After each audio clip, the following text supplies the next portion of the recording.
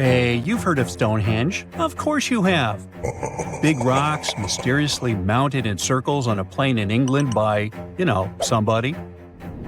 But what if England's Stonehenge is only a replica of another monument, and its builders just crossed the Atlantic and copied what someone had already done elsewhere? Well, it turns out researchers found another Stonehenge underneath the waters of Lake Michigan. This lake is a hotspot for woo-woo unexplained things. A bunch of disappearances, plane crashes, and now this, an ancient underwater monument that looks strangely enough like Stonehenge. We couldn't help ourselves and needed to dive deep into this story. A ring of massive stones, arranged in a way that felt all too familiar. They saw two circles, an outer one and an inner one, sitting 40 feet below the surface. But this wasn't just a random pile of rocks. These stones had been placed there, purposefully, by human hands. And by doing some further research, they discovered that they were staring at a structure that's over 9,000 years old. Think about it. This Stonehenge beneath Lake Michigan predates the pyramids. It predates Stonehenge itself by about 4,000 years. All of this information was enough to startle scientists at Northwestern Michigan University. But that was before they found this out. One of the stones had a carving, a faint but clear petroglyph of a mastodon. Mastodons kind of look like the ancestors to our modern-day elephants, but they have been extinct on planet Earth since 10,000 years ago. So, whoever built this underwater Stonehenge needed to be alive at the same time these creatures roamed our planet. This discovery raised many questions among scientists. I mean, why on earth would they go through all this trouble to lay rocks at the bottom of a lake? Well, first things first. Scientists believe that Lake Michigan had much less water back then than it does now. Second, it could have something to do with ancestral practices of First Nation people. There's one theory from a professor of the University of Michigan. He suggested that the stones formed a kind of prehistoric hunting trap. He believes that early hunters used the circular formation as a drive lane to herd large animals like the mastodons from the rock carvings we were just talking about. Once they got these huge animals into a tighter circle, they could be more easily hunted. But not everyone's convinced by this theory. Some believe the circle probably had a deeper spiritual purpose. According to local Native American tribes, like the Anishinaabe, stones are more than just rocks. They're living beings. They hold spiritual energy and represent a connection to the earth and all living creatures. An elder from the Anishinaabe community even suggested that these stones are sacred, placed there by their ancestors to honor the land and its creatures. Scientists are trying to study the stone formation in depth, like about 40 feet. But that's the problem, actually. The fact that it's underwater makes it super difficult, since they don't have the best technology. Traditional archaeological tools don't work as well when everything is submerged, but promising new technologies like stereophotogrammetry, which literally means making 3D models of a site, are helping scientists study the stone circle more closely. Still, research is slow and expensive, so it's hard to know when this mystery will come to a close. As we said, Lake Michigan is a hot spot for unexplained phenomena. Its lakebed is filled with shipwrecks, such as the Thomas Hume, a sturdy American schooner. It also collects debris from airplanes that have suddenly gone missing while flying the area, such as Northwest Airlines Flight 2501 that disappeared in the 1950s. Some people even call the area the Lake Michigan Triangle, suggesting paranormal activities like what happens in the Bermuda Triangle might be going on. The lake spans over 22,000 square miles, which means it's almost two-thirds the size of the country of Ireland. In 2024, scientists were able to access another one of Lake Michigan's mysteries, the wreck of the Margaret A. Muir schooner. This 130-foot-long sailing ship sank over 130 years ago. The discovery was announced just recently by the Wisconsin Underwater Archaeological Association, the WUAA, whose team found the shipwreck sitting 50 feet below the surface just off the shores of Algoma, Wisconsin. Built in 1872, the Margaret A. Muir was a three-masted schooner built to carry heavy cargo across the Great Lakes. Her final voyage started out as a routine trip. Loaded with bulk salt, the ship left Bay City, Michigan, heading for South Chicago, Illinois. But on September 30th, 1893, things took a bad turn. Just as the Muir approached the town of Annapolis, now known as Algoma, a sudden storm hit. The ship began taking on water fast. The captain of the boat ordered his crew to abandon ship, and thankfully, they all made it to shore safely. For more than a century, the wreck sat undisturbed on the lakebed, its location a mystery. But thanks to a combination of historical research and high-resolution sonar, WUAA searchers finally found her in May of last year. The wreck is remarkably well preserved, with parts of the deck and gear still visible. Well, just a few lakes over to the left, researchers uncovered another impressive thing. At the bottom of Lake Mendota, near Madison, Wisconsin, researchers found 11 ancient canoes. They believe the oldest of the canoes dates all the way back to 2500 BCE. Now, if you don't get why that's important, it's because you're thinking with today's head. If in a classic Midwest highway you see a bunch of pickups, then back in the ancient days you see only canoes. They were the main mode of transportation for indigenous cultures. They were used to fish in deep waters, trade goods, and travel long distances. The reason why scientists were so excited with this discovery is because they had never found any proof of what canoes were being used for in this region back then. And to understand the local cultures that inhabited the area during this time period, they needed to have some information on that. This exciting discovery was announced by the Wisconsin Historical Society in May 2024. The first canoe, which they believe is around 1,200 years old, was pulled from the lake in 2021. Then a second one was dug up in 2022. And now divers have found at least 11 more canoes along what would have been an ancient shoreline, long since submerged. One theory is that these canoes were intentionally sunk to keep them from freezing or warping in winter. It's possible people stored them in the same spot for generations. Or maybe this is just a small part of a much bigger settlement. Historians do believe there could be an ancient village hidden under the water of the lake. Divers have already found stone tools, like net sinkers used for fishing, but the village itself hasn't been located yet. Truth is, while the Great Lakes often steal all the thunder, scientists point out that smaller lakes like Mendota have stories too. The Wisconsin Historical Society is working closely with Native nations to piece together more about the lake's history. You'll need to believe me when I say there is a third Stonehenge, all the way under the waters of Lake Constance, Switzerland. I mean, think of it like Stonehenge's cousin.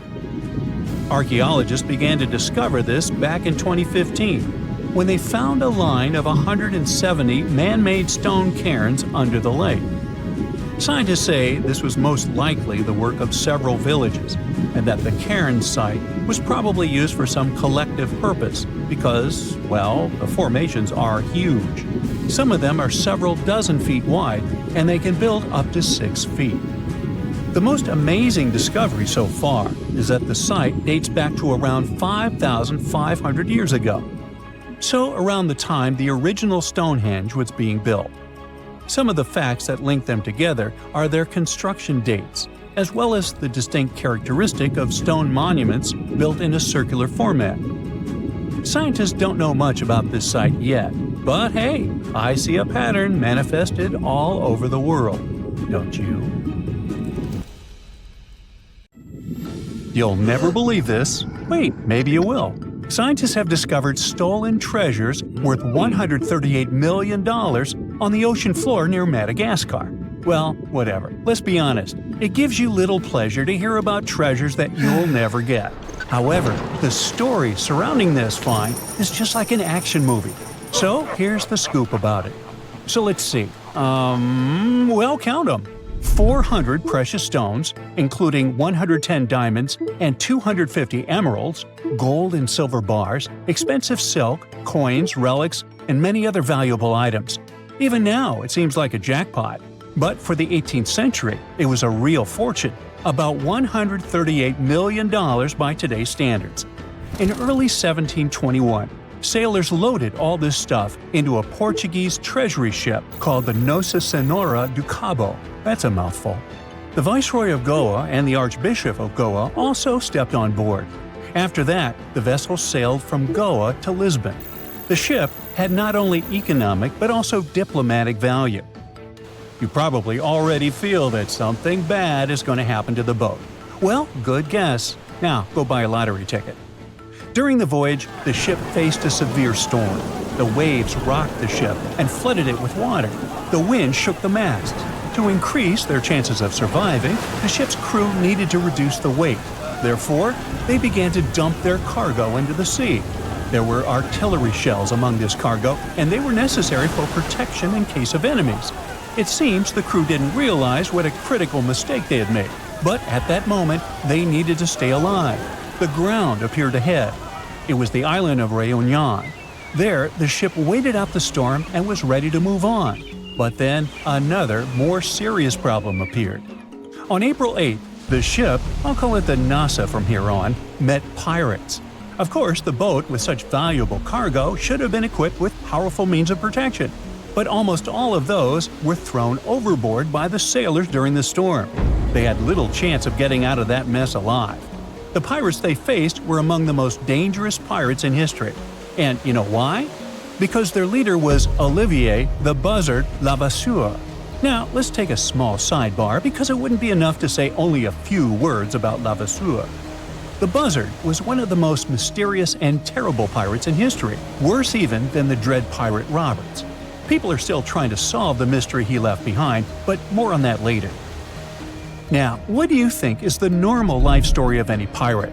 Let's see, they were probably born in poor neighborhoods and grew up in poverty and brutality. They were used to getting what they wanted by threatening people, so they started plundering ships on the seas and oceans. Well, Olivier Levasseur wasn't like that. According to some stories, he was born in the north of France sometime between 1687 and 1690 into a rich bourgeois family. He had everything people of that time could ever dream of: well-off parents, a home, food, and a good education. He dreamed of becoming an architect, a priest, or a naval officer. In the end, he chose something close to the third. From 1701 to 1714, there was a great conflict in Europe. Different countries tried to control the Spanish Empire. During this difficult period, the French king, Louis XIV, gave Levasseur a letter of marque. From that moment on, the future pirate became an official privateer of the French crown. Now, roughly speaking, a privateer is also a pirate, only working for his country. A privateer could use his vessel to attack enemy merchant vessels and had to share the spoils from those ships with the royal treasury. So Levasseur became a legalized pirate. The king provided him with a good ship and finances for effective work. According to legend, while serving the king, Levasseur got an eye injury and began wearing a blindfold. That's when the classic image of a pirate with a black eye patch appeared. But this story is a legend. Probably. Levasseur learned how to rob other people's ships quite effectively. His toughness and skill helped him get a lot of treasures. At some point, he didn't want to share the loot with his country, so he decided to turn from a privateer into a free pirate. In addition, he dreamed of long-distance voyages and adventures. He wanted to rob ships not only in European waters, but in the far reaches of the Caribbean and South America. His pirate life lasted about 15 to 17 years. According to stories, in the beginning, he joined the crew of English pirate Benjamin Hornigold. He also collaborated with Samuel Black Sam Bellamy, one of the richest pirates in history. He robbed ships along with the famous Edward Teach, who you probably know as Blackbeard. Having spent a lot of time with such famous pirates, Olivier Levasseur himself became famous for his thoughtful attacks, knowledge of maritime affairs, and compliance with the pirate code. There's a pirate code? More like guidelines. He ensured the order, discipline, and behavior of the crew. Thanks to this, he managed to commit one of the most daring robberies in history during the encounter with a Portuguese ship, NASA, etc. So the pirate hijacked the ship and grabbed all its goodies. The Viceroy of Goa and the Archbishop of Goa were also captured. The pirate released the Viceroy later for a big sum, but the fate of the Archbishop and the rest of the passengers remains, well, unknown. After that, the pirates sailed with the loot to the island of Sainte-Marie. In the 18th century, it was a place that no European colony paid attention to. There was no authority there, which is why pirates adored this crossroads in the Indian Ocean. Dozens of pirate crews used this place as a hangout. The anchorages of this island were located close to the main sea routes. This meant that pirates could quickly board their ship and set off to plunder vessels and then return. The fate of the NASA and its valuable cargo remained unknown. For more than 300 years, researchers and historians have been trying to find the treasure and have only recently come closer to the answer. The shipwreckage was found near the island of Nosi Baraha in a harbor about 400 miles west of the place where the pirates had attacked the ship. Using sonar and remote sensing, experts created a map of the seabed and found fragments of a ship similar to the wreckage of the NASA. They also found artifacts nearby. There were many wrecks of other ships in this region, so it took more than 2 decades to identify the find. Fortunately, the scientists were able to confirm that they had found the legendary ship. They discovered more than 3,000 objects and fragments that indicated that the wreckage belonged to the merchant vessel. Chinese porcelain, sculptures, ceramics, European coins, African shells, exotic spices – all this ended up on the seafloor. But where are the treasures that the pirates took? No one knows. But fortunately, we all have the opportunity to find out where one of the biggest pirate caches of all time is located. In 1724, an amnesty was granted to all pirates who sailed in the Indian Ocean. The French king freed them from persecution in exchange for the pirates sharing the loot. Levasseur didn't want to share with anyone and hid in a highland in the Seychelles. From that moment on, the hunt began for him. Levasseur managed to hide from the French authorities for several years, but then he was caught in Madagascar. On his last day, July 7, 1730, Levasseur ripped a necklace off his neck and threw it to a crowd of people. He said, "Find my treasure, the one who may understand it." The necklace contained a mysterious cipher which, according to the pirate, could lead to his hidden treasure. The cargo of the NASA, worth $138 million, was far from the only loot. But where can we find all of it? Well, people are still trying to solve the mysterious cryptogram of Levasseur. However, many think that the story about the cipher is a fake. The first reports about it appeared only in the 1930s, so maybe it's all made-up rumors. Or… Let's talk about some unusual drawings. You've probably heard about those large geometric patterns on fields made by spacecraft from other galaxies. They're fake. The circles were drawn by people to attract attention. You might also know about cave paintings that our distant ancestors made to express themselves. Awesome! And still, there's nothing unusual about it. But have you ever heard of strange patterns on the seabed? Do you know what's so strange about them and who created them? Scientists know for sure that they weren't drawn by humans. The deeper the water, the less mobile it is. On the surface or in shallow places, constant currents move the water, carrying nutrients and changing the floor's landscape. But at depth, under very high pressure, these currents are slower. If someone paints a picture on the seabed or swims by touching the sand with their body, those footprints will probably remain there for a long time. It's such patterns that help scientists understand how different marine life moves, how it feeds, how it reproduces. In a word, how they live. These patterns may look like winding paths, circles, or small pits for storing food. Marine researchers mostly know the cause of these footprints, but what they found at the bottom of the Fram Strait between Greenland and Svalbard stunned them.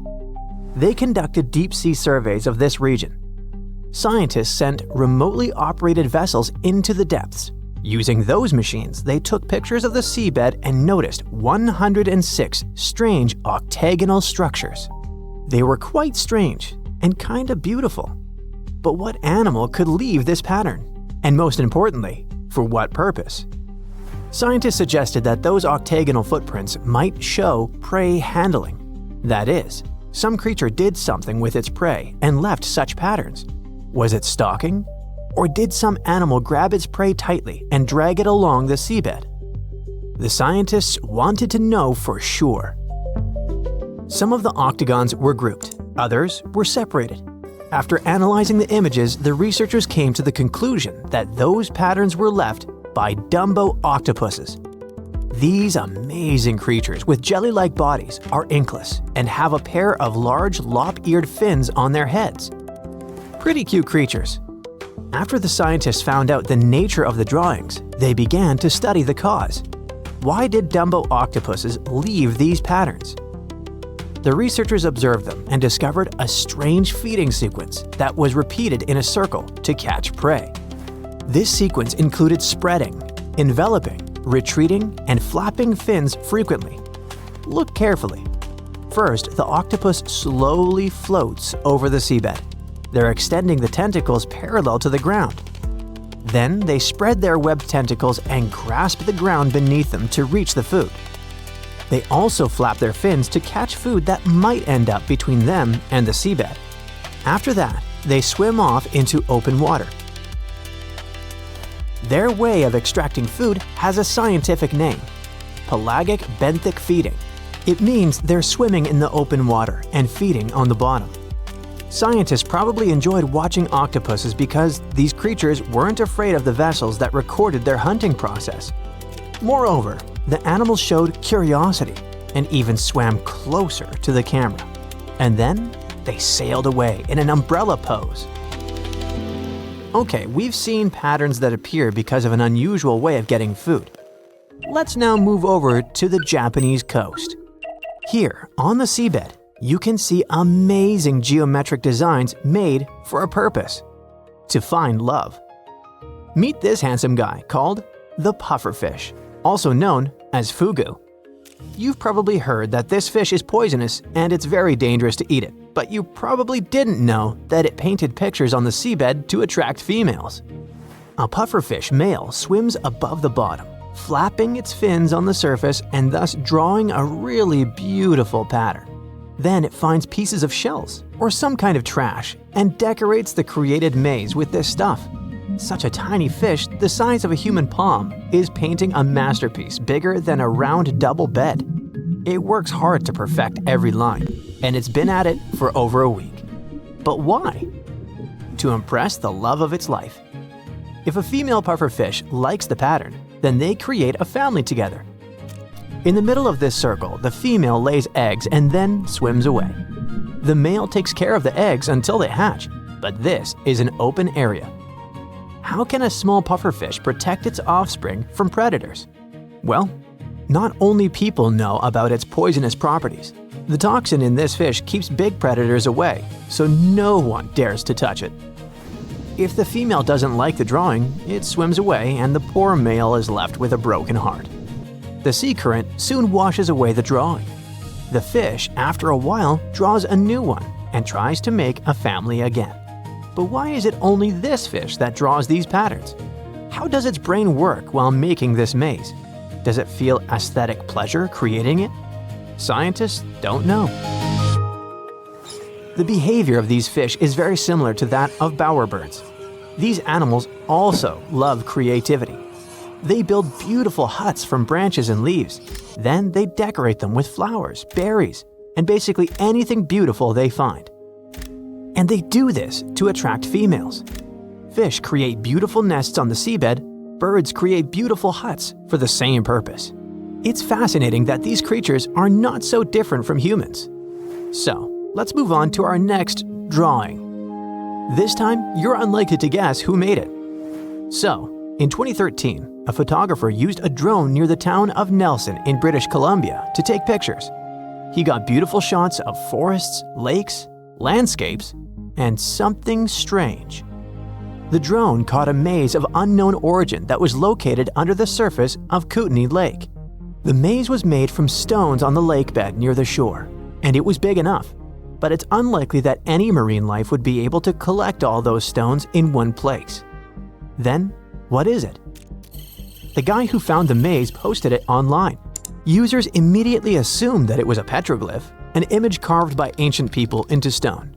Petroglyphs can be found all over the world, but this Kootenay Lake maze was clearly not set in stone. Theories began to appear on the internet. For example, that the maze was made by indigenous peoples or visitors from other planets. And there was also a version that it was created by a Bigfoot. The truth wasn't that exciting. Professors from the Department of Anthropology at the University of British Columbia joined the conversation. The first thing they did was reject the petroglyph theory. Petroglyphs, they said, were images etched or carved into the surface of rocks. And that maze is just stones lying close to each other. Professors suggested the maze was created during low tide, which had occurred recently. Later, another photo appeared with a similar maze, but without water. Obviously, it was done by people who were just bored. Nothing ancient, nothing extraordinary. Here's another example. In the North Caucasus city of Kislovodsk, strange stone towers stand on the shore of a local river. Stones of different sizes and shapes lie on top of each other, forming low towers. They look unnatural.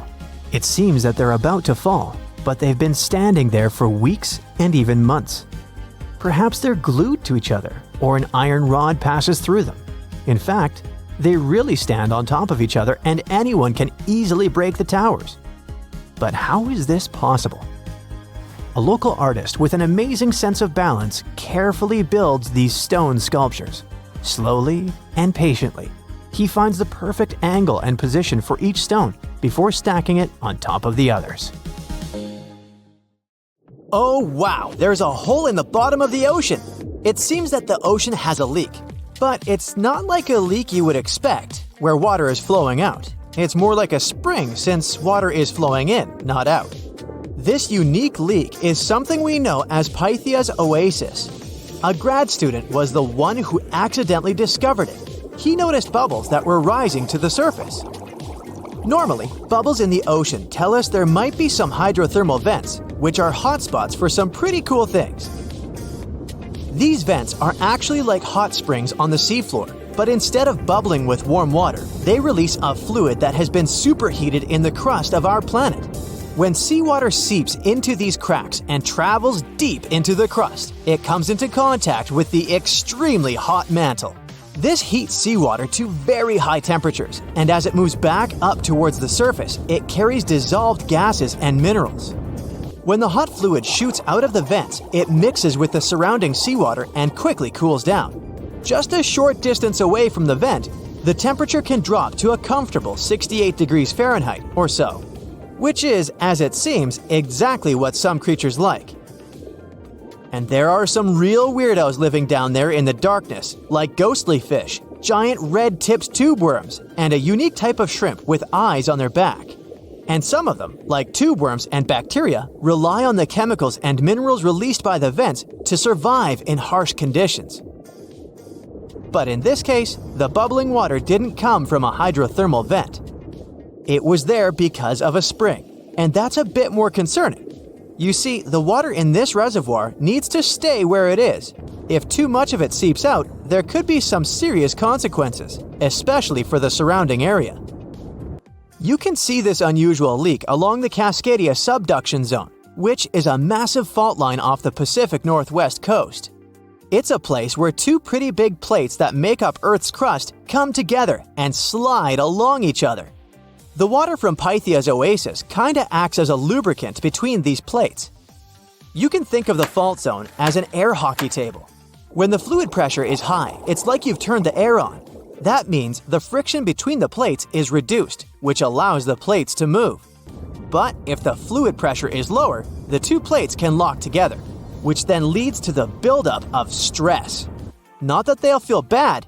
In the context of tectonic plates, stress is some pressure or force that can cause deformation.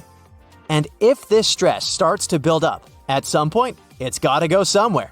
When it's too much, it can trigger earthquakes and most likely, not small ones. For example, a release of stress in the Cascadia subduction zone could lead to a magnitude 9 earthquake. For comparison, the biggest earthquake we've ever recorded happened in Chile in 1960, and it had a magnitude of 9.5.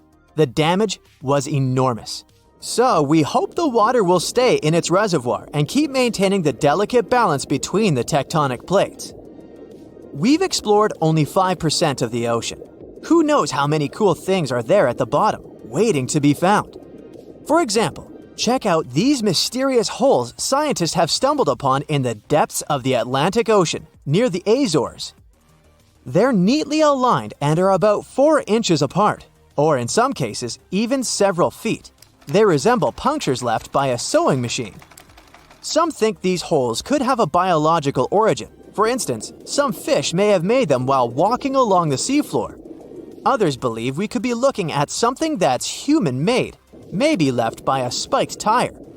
Of course, such holes are perfect for making up stories about creatures from other planets who allegedly made them. Or maybe even legendary monsters, like that one from Loch Ness.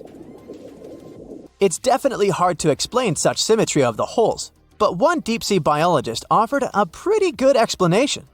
He said there could be an animal burrowing beneath the sediment, and from time to time, it could make little chimneys just to get access to clean water circulation in its small burrow.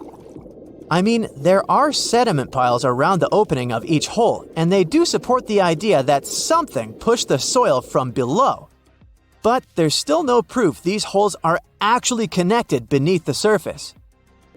And there are also a lot of things hidden at the bottom of the oceans and seas that ancient civilizations left us.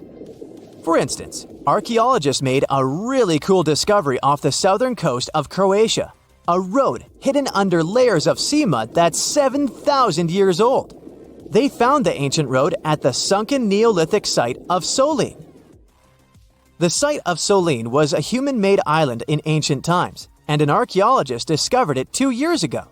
He was studying satellite images of the area around Korčula, one of the beautiful Croatian islands. When he realized there could be something interesting at the bottom of the sea, he dove into the water with his colleague. And under the surface of the Adriatic Sea, which is part of the Mediterranean Sea, at a depth of 13 to 16 feet, they found stone walls that were most likely part of some ancient settlement. The landmass where people built the settlement was separated from the main island by a narrow stretch of land. Luckily, this area is protected from big waves by the surrounding islands, so the site remained relatively well preserved. It's now hidden beneath the surface of the sea and covered in mud.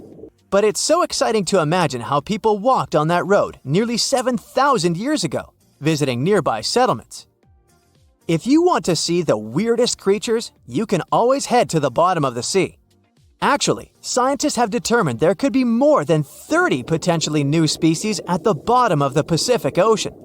They've collected them using their remote-controlled vehicle. That's a big step because until recently, they could only study such creatures through photographs. I'm talking about segmented worms, different types of coral, some invertebrates similar to centipedes, and many others. But there are also many old freaky creatures that we already know about that look like they came from sci-fi movies. Red octopus, blobfish. Okay, this one kinda looks normal until you raise it to the surface. The goblin shark, Sloane's viperfish, zombie worms. Ugh. Yeah, I hear ya. Let's move on. The seafloor hides things from space too. There are traces of rare forms of plutonium and iron at the bottom of the Pacific Ocean. And what's awesome is that all this has come from space. These radioactive materials probably formed during some kind of cataclysmic event in space and eventually made their way out to our beautiful home planet. And this extraterrestrial debris most likely appeared on Earth within the past 10 million years. After it fell to the Pacific Ocean and settled at a depth of almost a mile, it became part of all those layers of rock down there. Plutonium is especially exciting for scientists. I mean, only tiny amounts of it have been found. Hundreds of atoms maybe. But it's still remarkable because these atoms are created by exploding stars. Things like this can help us better understand how the universe produces elements heavier than iron, like plutonium, gold, uranium, and platinum. We're still not sure about the origins of these elements. For a long time, scientists believed that supernovae, which is when a star comes to its end in a fabulous explosion, were responsible for creating these heavy elements. But it seems it's not just that. Some other cosmic events, such as the collision of neutron stars, which are super dense collapsed stars, or some rare types of supernovae, could also be involved. Whoa, let me get my popcorn. Get ready, because one of the Pacific Ocean's most active volcanoes might blow any minute now. Scientists monitoring Axial Seamount, a gigantic underwater lava factory just off the coast of Oregon, say it could erupt literally any time between today and early 2026 at the latest. Yes, it's underwater, but don't get tricked by the ocean's cover. This beast is almost 3 times taller than the Empire State Building. This volcano is inflating like a souffle at a Michelin-starred restaurant, and scientists are so excited they will live stream it. Seriously! So here's the thing. This volcano will explode at any moment now because, well, it's inflating fast. Over the past few months, researchers have noticed that the seafloor is literally rising. It's like Axial is doing its best impression of a waterbed filled with molten rock. Scientists call this inflation, which sounds like something you'd complain about after Thanksgiving dinner. But in volcano terms, it means magma is piling up underground, causing the seafloor to bulge like a souffle that's this close to collapsing. Now, an underwater volcanic eruption might not sound so exotic. After all, most volcanic activity on Earth happens under the sea. Believe it or not, there are more than 1 million submarine volcanoes quietly churning lava beneath the waves as you watch this. The ocean floor is Earth's biggest volcanic hotspot. What makes Axial Seamount so thrilling is that it's under intense scientific surveillance, unlike any other underwater volcano. It's like the star player in a volcanic reality show, with a network of ocean bottom instruments giving researchers real-time updates on magma movements, seismic tremors, and crust deformation. In fact, Axial Seamount hosts the world's first-ever underwater volcanic laboratory. Scientists have been keeping a constant eye on it since the 1990s, when they installed sensors that now relay live data straight from the seafloor. This kind of monitoring is unheard of elsewhere and has turned Axial into a geological celebrity, one whose behavior we can track with remarkable precision. Besides, Axial is hilariously predictable. It erupts roughly every decade, and right on cue, it's gearing up for another performance. By mid-2024, it had inflated to nearly the same level as before its last eruption, which means the countdown is on. Scientists are so confident in its schedule that they've set up a volcanic advent calendar, waiting for the day when Axial decides to pop. But hold on, Axial Seamount isn't just your average underwater volcano. It's got style, personality, and a geological identity of its own. Now, most underwater volcanoes, called seamounts, tend to look like cones or flattened domes. Axial laughs in the face of tradition with its unfashionably rectangular caldera, a 2-by-5-mile crater that looks like it was designed by a geologist with a ruler and a grudge against curves. Most volcanoes opt for the classic circular look, but Axial, it went full avant-garde. This caldera is punctuated by fissures, vents, lava channels, and mysterious dome-like structures that rise hundreds of feet high. It's like the volcano's wearing a funky geometrical crown instead of the usual rounded hat. What's more, Axial's location is like prime real estate for geological fireworks. It sits right where 2 major forces collide, literally. First, it's on the Juan de Fuca Ridge, an underwater mountain range formed where 2 tectonic plates are slowly pulling apart, like a zipper being undone. Second, it's perched atop the Cobb Hotspot, a deep mantle plume that acts like Earth's sneaky magma espresso machine, pumping molten rock from deep inside the planet and fueling a whole chain of seamounts. To put it plainly, it's like the tectonic plates are reluctant dance partners, sliding away from each other, while the Cobb Hotspot acts as the DJ, turning up the heat and keeping the magma party going. This dual influence creates a complex plumbing system inside the volcano, with magma chambers filling, draining, and shifting in ways scientists are still trying to decode. The competition between the spreading plates and upwelling magma is what gives Axial its unique geological fingerprint, and it's also why this volcano keeps surprising us. Now, we said that Axial Summit isn't just a crater. The truth is that inside, the action gets even weirder and cooler. Well, hotter, but you get it. Axial hosts black smoker hydrothermal vents, which blast superheated water at temperatures exceeding 700 degrees Fahrenheit. This is no ordinary underwater hot tub. These vents create one of Earth's most extreme environments, where bizarre creatures thrive in total darkness and scalding heat.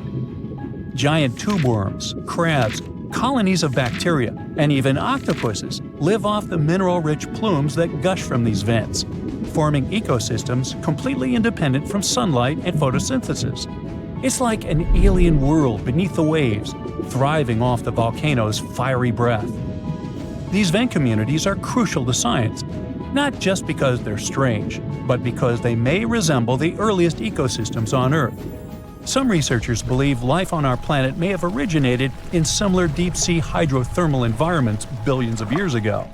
Studying them could also help us search for life on icy moons, like Europa and Enceladus, where similar vents might exist beneath their frozen surfaces. When Axial erupts, it's like a natural reset button for these communities. The lava wipes everything out, but within months, life comes roaring back. Proof that even in the most hostile environments, real estate is always in demand. For those worrying about tsunamis or coastal disasters, relax. Axial's eruptions are the underwater equivalent of a slow cooker. The immense water pressure keeps things chill, well, scalding, but not explosive. So the worst thing that happens is some lava decorates the seafloor, and a few crabs have to find new vents to squat in. This means no massive ash clouds or explosive blasts that could reach the surface. Instead, lava oozes out and spreads across the seafloor, sometimes traveling for miles. But for scientists, this eruption is the golden ticket. Understanding Axial's patterns could help predict eruptions elsewhere, even on land. Plus, its bizarre ecosystems offer clues about how life might survive on other planets. Not bad for a volcano that mostly just sits around looking rectangular. Still, the volcano's activity can be heard in the form of thousands of small earthquakes every day. Thousands! As if the volcano itself was groaning and creaking, preparing to burst open. Again, we won't feel a thing, but at least they'll help scientists track the magma's movements and the volcano's eruptive cycle. Now, one of the coolest parts of this story is that scientists are preparing to live-stream Axial's next eruption for the first time ever. Imagine watching an undersea volcano in action, live, as it's painting the ocean floor with fresh lava. It's like a front-row seat to a natural fireworks display, thousands of feet beneath the waves. The livestream will come courtesy of the Ocean Observatory's initiative, which maintains a series of fiber optic cables linking Axial's instruments directly to shore. It's the Wi-Fi of the deep sea, and it's about to broadcast molten rock in HD. And there's another twist. Scientists have noticed a curious pattern in Axial's eruptions. All three of its most recent eruptions, in 1998, 2011, and 2015, happened between January and April, the months when Earth starts moving away from the Sun. So why? Well, it might have something to do with the Moon's gravitational pull. The Moon's orbit causes ocean tides to rise and fall, which changes the pressure on the seafloor and could help nudge the magma chamber to its breaking point. I guess the Moon isn't just a romantic light in the night sky. It might be the ultimate volcanic whisperer. So, one thing's for sure, when Axial goes, it'll be the best documented underwater eruption in history. So, keep your eyes peeled. This is one natural spectacle you won't want to miss. And who knows, if we're lucky, we might even get deep-sea eruption ASMR out of the deal. Now, if you'll excuse me, I'll be refreshing the live feed like it's a Taylor Swift ticket sale. Well, this eerie Lake Huron discovery may be that it possibly contains the remnants of an entire civilization. Whoa, wait, sounds like Atlantis, right? Well, not exactly. But if there really had been an ancient underwater civilization here, it must have been a pretty advanced one. Around 10,000 years ago, two sharp glassy flakes broke off a stone tool and landed on the ground unnoticed. They stayed buried there for thousands of years, until 2013. Then scientists pulled up a small chunk of mud, about the size of a milk carton, from the bottom of Lake Huron, 100 feet underwater. Inside the mud, they found those same two flakes made of obsidian, a shiny black volcanic glass that forms when lava cools quickly. After careful testing, they realized these flakes came from Central Oregon, which is quite a distance, about 2,500 miles away. They found this prehistoric Great Lakes site on the Alpena Amberley Ridge, an underwater landform that once connected what's now Michigan and Ontario. Back then, it was dry land. Early humans used it to build traps for animals like caribou as the Ice Age faded and the Great Lakes began to form. Now, obsidian was the high-tech material of ancient times. It's super sharp and perfect for making tools. If you study the flakes carefully, it's obvious that humans made them. You can see where they struck them and the feathered edges that come from being carefully chipped. That means people were not only crafting tools here, but they also had access to obsidian that came from incredibly far away. It was likely possible through a huge trade network that spanned across the continent. For over 100 years, people have guessed that ancient societies might have existed beneath the Great Lakes, but no one had proof. That's why work on this submerged archaeological site is so important. A team of researchers has been trying to learn more about the 10,000-year-old ruins and the civilization that left them behind for over a decade now. Lake Huron's icy water acted like a time capsule that helped preserve things for thousands of years. So far, researchers have found not only unique stone tools, but also ancient trees with roots still intact and underwater peat bogs that preserved seeds and leaves. It was like an Ice Age version of Pompeii, a scene frozen in time. These discoveries are also helping scientists create new technologies and ways to do underwater archaeology. They've engaged sonars, underwater robots, and divers so far. Now, it's pretty cool that the tools they found on the Alpena Amberley Ridge were way smaller than other tools from the same era found nearby.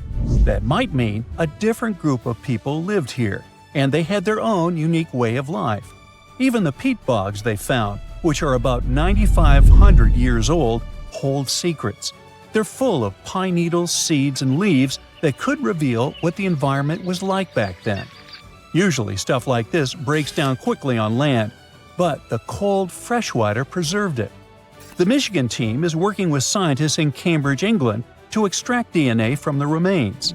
If it works, it could finally confirm what animals lived there, and maybe even more. There are still years of discovery on this prehistoric Great Lakes site ahead. Another famous submerged archaeological site is the lost city of Pavlo-Petri. Archaeologists think it is the oldest sunken city in the world they've found and made official so far. Pavlo-Petri is around 5,000 years old. That means it existed even before the legendary Greek heroes in Homer's stories. Scientists first spotted it way back in 1904, and then mostly forgot about it until 1967, when Nicholas Fleming rediscovered it. He described it as a Bronze Age city now lying under about 10 to 13 feet of water. A year later, he returned with a team of scientists to study the ruins.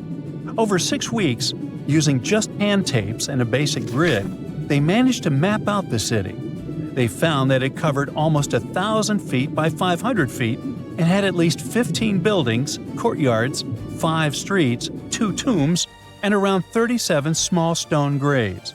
They also found signs that the ruins continued onto the nearby island of Pavlo-Petri itself. They dug up some amazing pottery, obsidian, and chert blades, and even a tiny bronze figurine that may date all the way back to 2800 BCE. Most of the buildings, though, came from the period between 1650 and 1180 BCE. Then scientists left the site alone again until 2009, when a super team of researchers launched a new 5-year project to really dive deep into the history of Pavlo-Petri. This time, they had digital mapping tools and better diving equipment, so they could explore and even excavate underwater. They found another 97,000 square feet of buildings, including a large hall and hidden streets. Plus, they dug up even more pottery that showed people had been living in the city from about 3000 BCE to 1100 BCE, and that the city once had a population of 500 to 2,000 people. No one knows for sure how the city ended up underwater, but many scientists think it was because of an earthquake, maybe around 1000 BCE, or even as late as 375 CE. Because it's the oldest underwater city ever found, some people even believe Pavlo Petri might have inspired the legend of Atlantis. Another contestant for the Atlantis title lies near Japan. Back in 1986, a local diver was exploring the waters near the Ryukyu Islands when he found a giant structure made of perfectly shaped steps and sharp edges. It was 82 feet underwater. Today, the Yonaguni Monument is one of the most mysterious underwater sites on the planet. The structure is nearly half a football field in size. It looks like a massive stone pyramid with layers of platforms and steps stacked one on top of another. No one really knows where it came from or who built it. Some experts think the monument might be more than 10,000 years old, which would make it older than the Egyptian pyramids. One theory is that it could be the last remains of a lost civilization called Mu, a mythical Pacific society kind of like Atlantis. Others believe an ancient culture that lived in Japan as early as 12,000 BCE might have built it. But many scientists and geologists are skeptical about this possible underwater ancient civilization, even though Yonaguni has narrow passageways, arched openings, and right angles that almost look like city blocks. They say that the site looks a lot like natural rock formations, like the Giant's Causeway in Northern Ireland, for example. The whole monument is still connected to a bigger chunk of bedrock, which means it wasn't built piece by piece. And the way the layers of rock are stacked probably has more to do with earthquakes and tectonic movement. It's located in the very active Pacific Ring of Fire. One marine geologist kept going back down there, and every time he found something new. He says he spotted tool marks in the rock, symbols carved into stone faces, and even rock formations shaped like animals. He believes these carvings point to a culture that came from mainland Asia. He said he had identified 10 different structures off Yonaguni, including a ruined castle, a triumphal arch, 5 temples, and even a huge museum.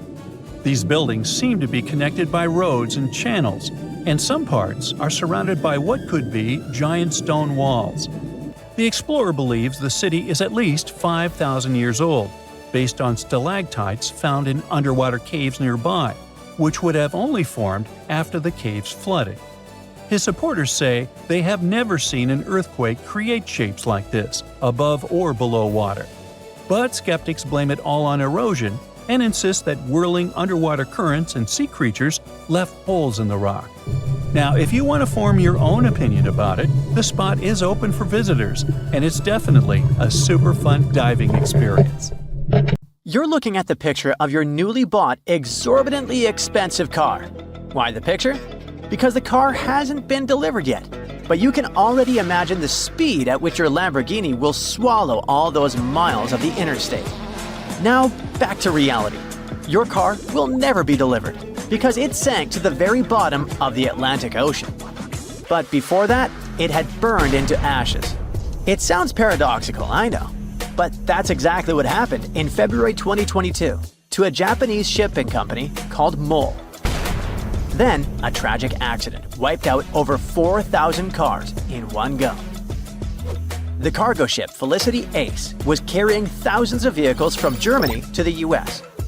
But while passing near the Azores archipelago, the ship caught fire. It could have started with a faulty lithium battery in an electric car, and then there was no stopping it. The entire crew had to be evacuated, and the ship itself was burning uncontrollably for a week. Then, people faced the next challenge. How do you even move a ship this size after such enormous damage? Salvage teams spent another week trying to figure it out. Well, they didn't need to bother. On March 1st, the ship suddenly capsized and sank to the ocean floor. Obviously, its precious cargo went down with it. And by precious, I mean $438 million worth of cars, including 20 Lamborghini Huracans, 190 Bentleys, and 1,117 Porsches. As for the ship itself, it was worth a whopping $24.5 million. It was a terrible loss for Mole. On the other hand, the company is worth $12.2 billion, so they'll bounce back. Now, all those luxury cars are resting peacefully at the bottom of the ocean. The fish in that area must have been ecstatic to get a fresh shipment of Lambos. They just need to figure out how to work the pedals. Let me show you another expensive thing that ended up stranded at the bottom of the ocean because of a tragic accident. It's a 45-foot catamaran called the Carolina Viking. It was abandoned by its crew after a huge leak on board. It happened at the end of 2024.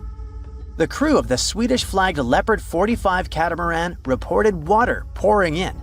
Their electrical system had totally failed too. Soon, the crew figured out that the leak was coming from the starboard engine compartment. It was bad. The water was coming in through the rudder stalk, and it was flooding the boat fast. So, the skipper made an emergency call, and after talking to MRCC Cape Verde, he decided to head toward the Cape Verde Islands. This destination was about 300 nautical miles away. They were moving upwind using just one engine. Sadly, it didn't solve the problem.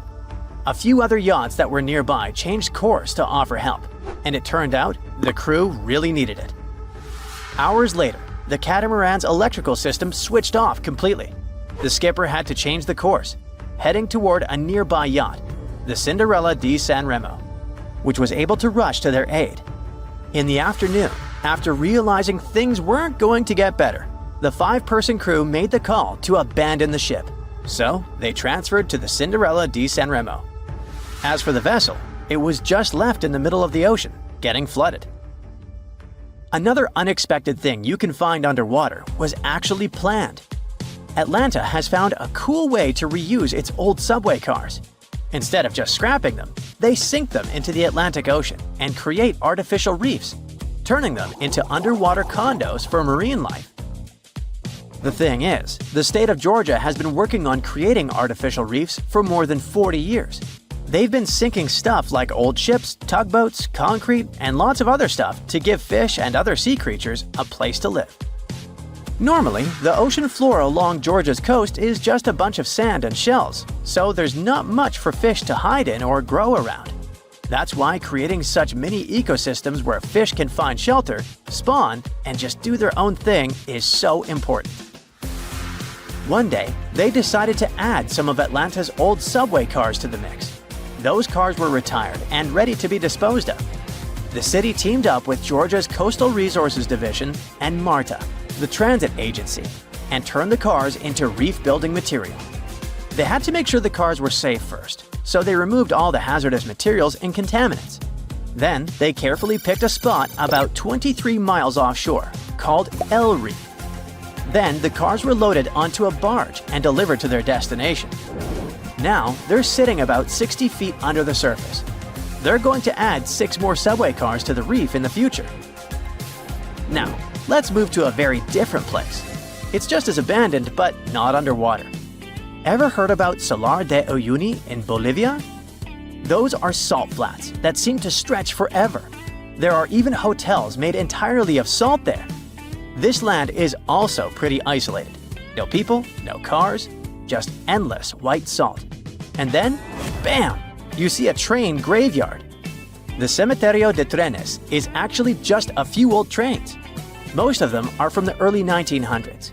At that time, they were imported from Britain. Back then, they were planning to turn Uyuni into a massive train hub, connecting different cities. But many things went wrong, and the train station dream was forgotten. These days, the trains really look beat up. They're completely covered in salt, which makes them look as if they've been there for centuries. They're rusty, broken down, and totally weathered. You can explore more than 100 train cars, and each one is different. Some are falling apart, others have graffiti all over them. It just adds to the whole vibe of decay. The next abandoned thing on our list has actually been restored. Ever heard about the American Dream? The world's longest limo? It's a 100-foot machine that's got a helipad on the roof. It's a Cadillac, but not a regular one. Imagine a limo and a cruise ship having a baby. That's the American dream for you. The thing is super heavy too, weighing around 25,000 pounds, and it was a total wreck before anyone even thought of bringing it back to life. It was just sitting, abandoned in New York, rotting away. Some guys tried fixing it up at the AutoZeum, but that didn't work out. So they tried hauling it to the Deserland Park Car Museum for another shot. The trip wasn't smooth. The hood flew off somewhere along the way and disappeared forever, but they still managed to truck this thing down in pieces. In any case, these two guys, Michael Deser, a real estate mogul, and Michael Manning from AutoZeum, went all out to bring the vehicle back. They chopped up 3 other Cadillacs just to get parts, like new leather, vinyl, and carpets. They even swapped out the engines. The whole thing was so messed up, they basically had to rebuild it. Look at it now! Originally, the limo had 6 Cadillacs all glued together, and the guy who designed it was behind cars like KITT from Knight Rider and the DeLorean from Back to the Future. At one point, the American dream had 2 engines, TVs, telephones, a jacuzzi, a waterbed, and a swimming pool with a diving board. There was even a swivel function so it could make turns. But I'm not sure if this feature is still there after the restoration. At the moment, the limo's up and running. At the same time, you can't just drive it around like a normal car. It's ridiculously long, and turning is basically impossible. And if you get stuck, well, good luck getting it out. But even with all that, 75 people can fit inside, and it's still got a pool in the back. The interior is not completely finished yet, but still, this thing is insane. The lost city of Atlantis may have actually been found. No, really.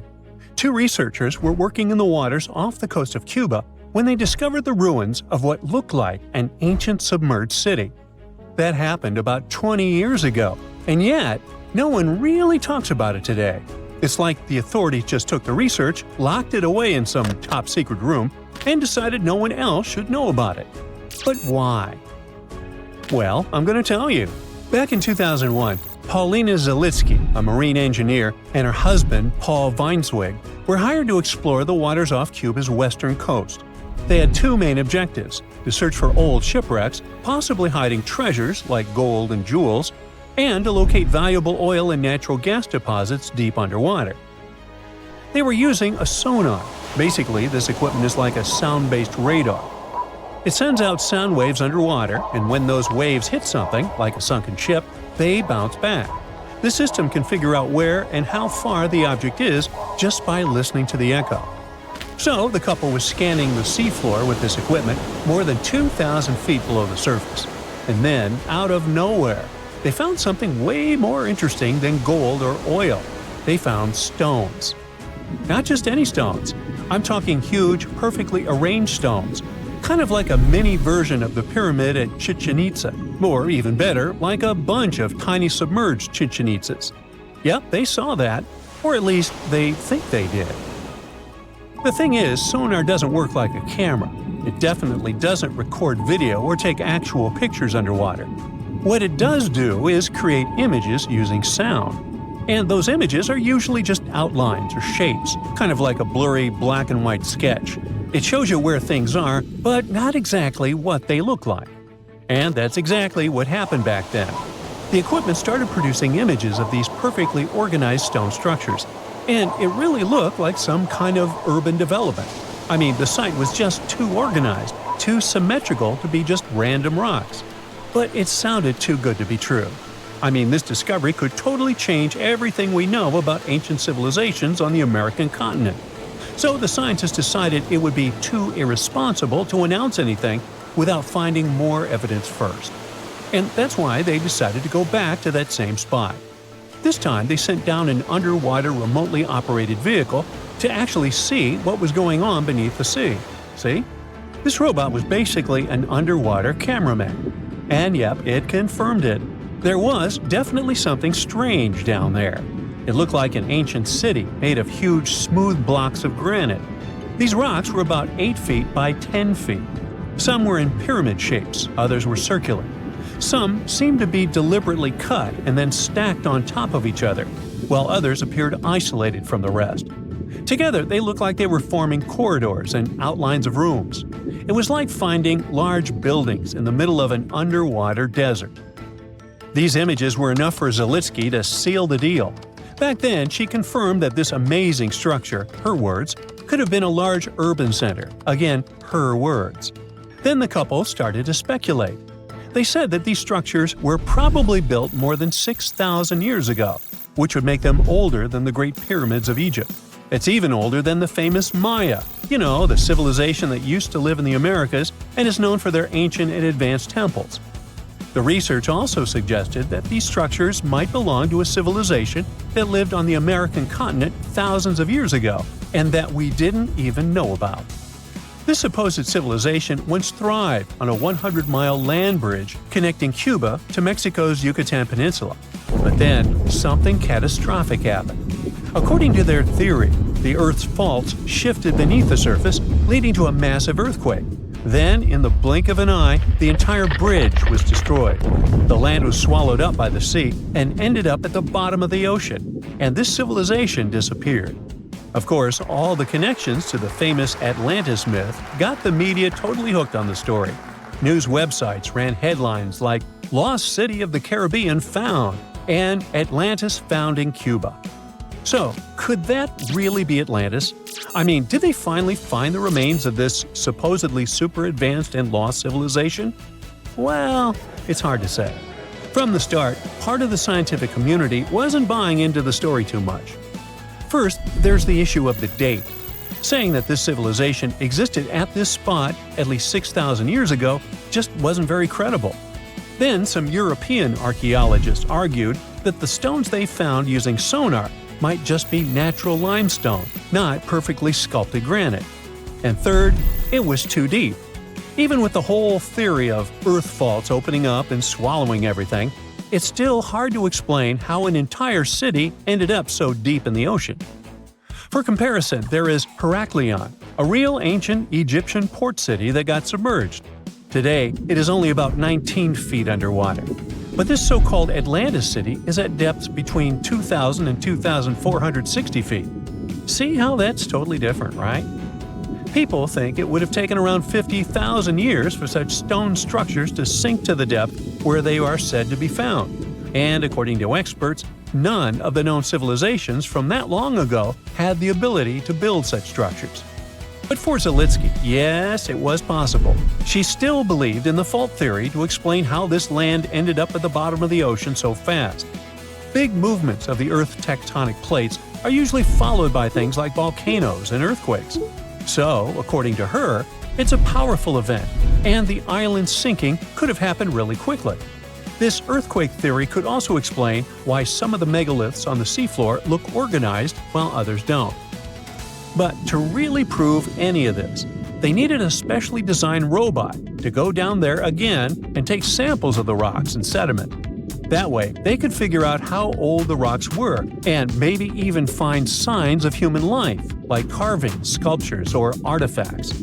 The problem is, drilling into those structures isn't easy. They look like granite, and drilling granite that deep underwater is seriously tough. And more than anything, they needed money to do it, a lot of it. So maybe they just never got the funding. Because even with all that initial hype, no further explorations or studies were ever reported. And that lack of follow-up sparked a lot of speculation. Some people even wondered if the story got shut down on purpose, like maybe the authorities wanted to keep something top secret. As if this underwater city was built by some kind of higher extraterrestrial being, and they just don't want us to find out. But truth be told, the strongest argument for saying, yeah, that is definitely a lost city, is that nature supposedly couldn't have built something so symmetrical. Geologists did try to find natural explanations, or at least similar examples from other parts of the world, but they came up short. Still, just because we haven't found a clear natural explanation doesn't mean there isn't one. Nature can create some pretty wild and unexpected stuff, so honestly, that whole too perfect to be natural angle is kind of a weak argument. What most likely happened is that experts just weren't convinced it was actually a sunken city. And that's probably why no one followed up on their work. Over time, the buzz faded, the story disappeared, and the site slipped back into silence. And without more data, the true nature of those underwater formations off Cuba's coast is still a mystery. Being afraid of the ocean is a very understandable fear. We have it in our genes. In the past, humans had to avoid certain dangerous situations, like big animals and deep bodies of water, in order to survive. Plus, we've only explored 5% of the oceans, so we never know what we can stumble upon there. In regular conditions, GoPro is just a camera. But if you find it lying at the bottom of a 400-foot pit in the middle of the Caribbean Sea, that will make your blood run cold. I know 400 feet may not seem like much, but a person who is deep diving for fun usually can swim from 59 to 98 feet deep only, unless they're a professional diver. But say you made it to that pit and retrieved that GoPro. That would have still been fatal to you. In this specific hole where the camera was found, there would be a layer of hydrogen sulfide, a very dangerous and foul-smelling gas, at the mark of 300 feet. The gadget was 100 feet lower, alongside its owners, two long-lost explorers. To this day, very few people manage to dive this deep and go back unscraped. In fact, the deceased explorers were found only with the help of submarines. Now, you might be curious about the content of the GoPro. In stories like this, we expect proof of foul play or sinister footage. But the only thing found there were the images of happy times the explorers had during their trip. A sad ending to a vacay. Now, in deep waters, you can also find many species that seem to be otherworldly, but in a cute and interesting way, like the alien sponge. This fun little fella is a sponge first seen near the Mariana Trench in 2016. It's actually part of an ecosystem dubbed Forest of the Weird. Okay, this makes it sound a bit creepy. And what adds to the weirdness is the fact that the alien sponge had two little holes that resemble little eyes, so like it's peeking at you. Ah, another fun fact? The skeleton of this type of sponge is made of glass. And if you're afraid of cockroaches, I'll let you take a deep breath here. Ready? Cool. Because on the ocean floor, there are more than 20 different types of giant isopods, beetle lookalikes, that can be as big as 14 inches. Yikes! But fear not, these guys usually roam the ocean floor for food. So, unless you dive 7,000 feet, which we've just seen is not possible, you won't run into them. Now, despite the horror movie name, the bloody belly comb jelly is actually a fascinating creature you can also find in the ocean. They live in the twilight zone of the ocean, which is between 820 and 4,900 feet below sea level. Pretty far from where you usually soak your feet. But what's so cool about this jelly is its color. Because in the twilight zone, the light is very scarce. Many animals either emit a faint glow, like the anglerfish, or create a camouflage.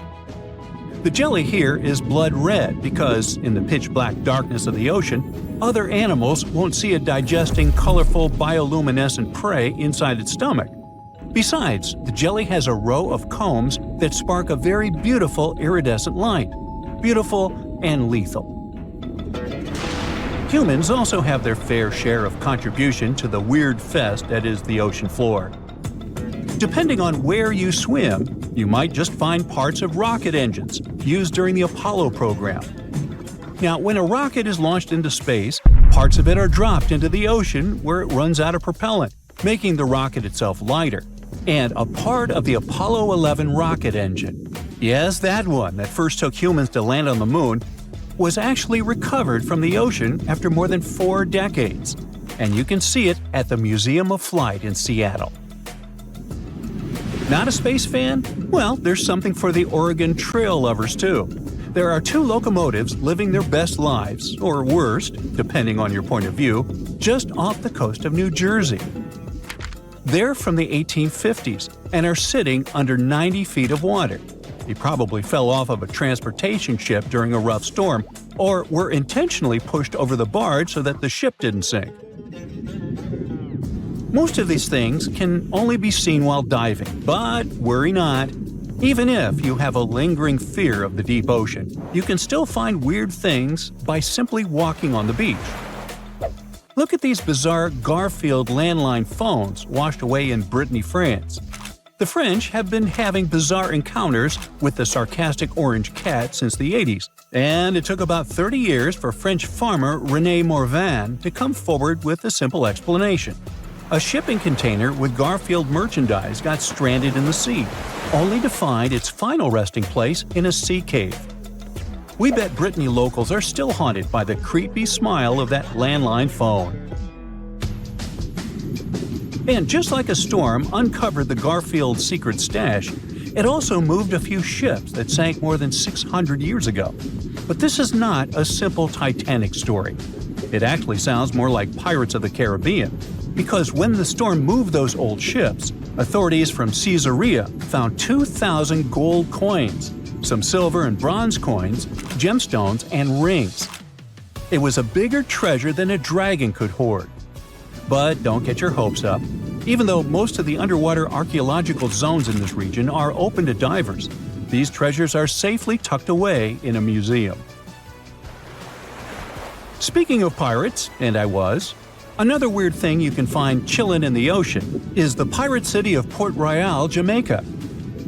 In 1692, the city was devastated by an earthquake, followed by a tsunami. A really bad twofer. But the good news is, you can still visit it today, well, scuba diving, that is. This is actually not the only sunken city in the world. There's also Thonis Heracleion in Egypt, which is not at the bottom of the sea per se, but at the mouth of the Nile River. There's also Baiae, a Roman town built atop a supervolcano. Now, you might be thinking Baiae had the same fate as Pompeii, but guess what? The floor actually sank and the town went down with it. So, have you ever heard of underwater crop circles? Back in 1995, divers in Japan spotted perfectly round circles formed in the sand. They were 6 feet in diameter and looked like those crop circles from sci-fi movies. Scientists simply couldn't figure out what or who did it until they caught the culprit red-handed, a tiny male pufferfish only 4 inches long. This little guy uses its body and fins to draw circles and squiggles and decorates his creation with seashells and corals. It takes the fish about a week to do so. All this hard work is part of a mating ritual, and if a female pufferfish likes the art, she will lay her eggs there, right in the center. The circular design of the underwater crop circle actually channels fresh water to the middle of the circle, the ideal scenario for the eggs to develop. And guess what? After she lays the eggs, the female pufferfish leaves, and it's the male that tends the eggs. But just in case fishes are not your thing, we can also offer you a cargo of rubber duckies, turtles, beavers, and frogs, 28,000 of them to be exact. These bath toys were traveling from China to the US, but much like our friend Garfield, were caught in a storm in 1992. From the North Pacific, our friendly duckies and beavers made their way to the UK by 2007.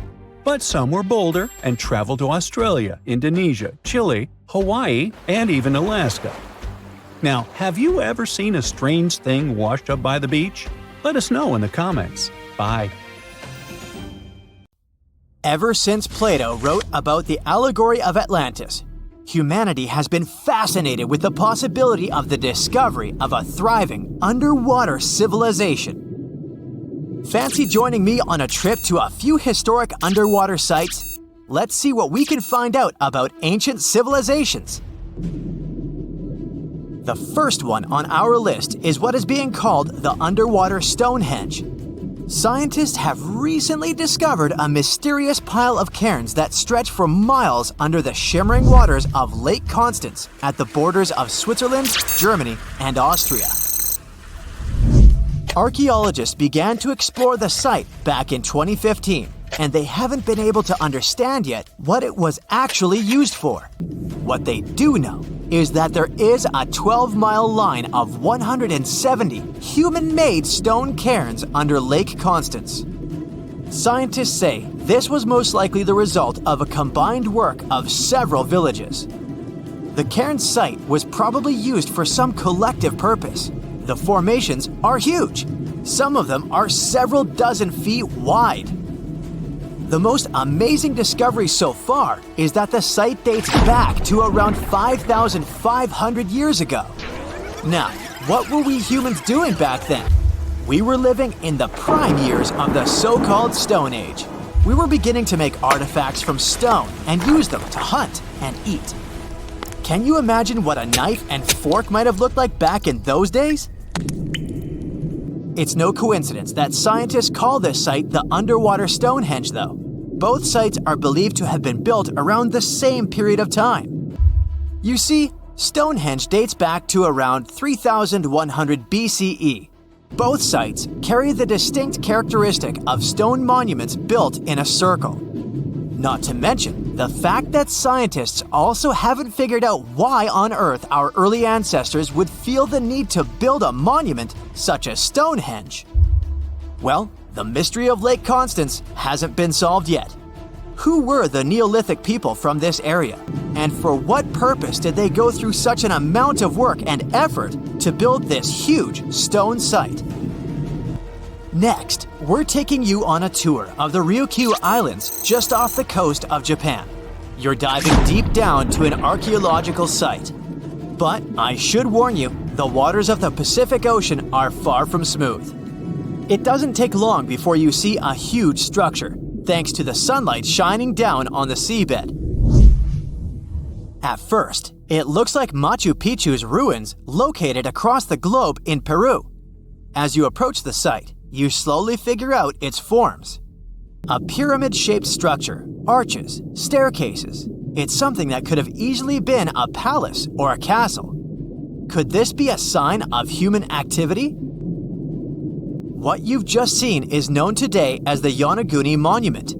It also goes by the name of Japan's Atlantis. The entire monument is about the size of 5 soccer fields and the height of a 5-story building. Its most surprising feature is its expanse of terraces. Explorers and scientists believe that Yonaguni might be 10,000 years old. But whether it's a human-made structure or a natural formation is still under debate. For Japan's top marine geologist, Professor Masaki Kimura, Yonaguni is the heritage of a lost civilization. Kimura has dived to the bottom of the ocean to explore the ruins over 100 times over the past 10 years. According to him, there are clear signs of human activity down there. On the monument's surface, there is a triangle-shaped concave that is a historical symbol of water fountains in the region. There's also a giant turtle carved on the eastern side of the structure. And, according to Kimura, turtles have an important cultural meaning. Several pieces of stone tools have been recovered from the site. Their estimated age is around 10,000 years. However, not all scientists support this theory. For many, Yonaguni is the result of thousands of years of erosion. The fact that the monument is composed of one massive rock leads them to believe it's not human-made. The defined edges and flat surfaces resemble a natural formation in Northern Ireland, known as the Giant's Causeway. The basalt columns look like the ruins of a palace, but they're actually the result of volcanic activity in the region. Now, you're flying to the coast of Greece, 4 hours away from Athens. More specifically, you're in the Peloponnese Peninsula. You dust off an old snorkel and head for a free dive on a bright sunny day. Sometime into the dive, you start noticing patterns on a seabed. 13 feet below the surface, outlines of familiar objects start to appear, one by one. As you continue swimming, what looks like the outline of an entire city emerges in front of your eyes. Are you wondering how water could have taken the whole city? Rocks are perfectly aligned into what appears to be the foundation of a building. This is Pavlopetri, an ancient city you've probably heard about for the first time. It was discovered by Nicholas Fleming, a British oceanographer, when he was on vacation in Greece. He had heard rumors about Pavlopetri's existence and indeed found several artifacts on the seafloor. He went back to the area a year later with the team. They found a site filled with pots, storage vessels, and tools. A kernstone, for instance, is a tool used for grinding grains and turning them into flour. Multiple amphoras indicate that this settlement dates back to the Bronze Age, 5,500 years ago, when people started living in towns. The settlement is believed to have existed for over 2,400 years. Today, Pavlopetri is considered the oldest submerged town ever discovered, and what's impressive is that it wasn't a simple village. It was a vibrant port city with stone buildings, a marketplace, streets, and even squares. The next stop on our voyage is one of today's most famous underwater cities that has been turned into an archaeological park. The city of Port Royal in Jamaica exists only below the surface, but in 1692 it was one of the wealthiest cities in the Western Hemisphere. Port Royal was the center of the British Empire at the time and an important trade city that attracted people from all over the region. It was also home to real-life pirates of the Caribbean. On the morning of June 7, 1692, the people of Port Royal met a different fate than they had probably expected. The city woke up shaking. People were thrown out of their beds by the power of a massive earthquake, ranking 7.5 on a Richter scale.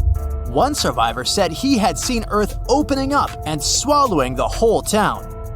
What he said could be true, as the city was mainly built on sand. The ground swallowed buildings, roads, you name it. Geysers erupted, and finally, waves as big as 10-story buildings hit the city. About 33 acres of the city disappeared under the water. Amazingly, most of its 17th century remains are still in good condition under 40 feet of water. Archaeologists have found taverns, storage rooms, kitchens, and recreational buildings used for diverse purposes. You can also see a grand lion statue, a submerged bridge, and many picturesque arches. Of course, I saved the best for last: India. Just off its coast lies another sunken marvel. A site known as the Lost City of Cambay is located in the Gulf with a similar name.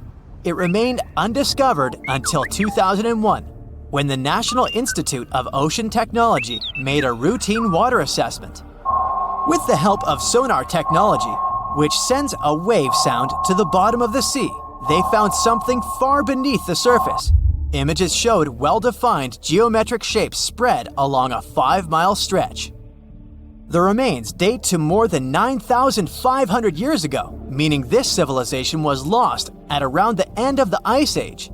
Debris recovered from the site included construction material, pottery, beads, sculptures, and even bones. Scientists argue whether these artifacts are indeed from the site, but if they truly are, then the lost city of Cambay might be the oldest civilization in the world. You know how they say it's better to just hand over your wallet if you run into a mugger?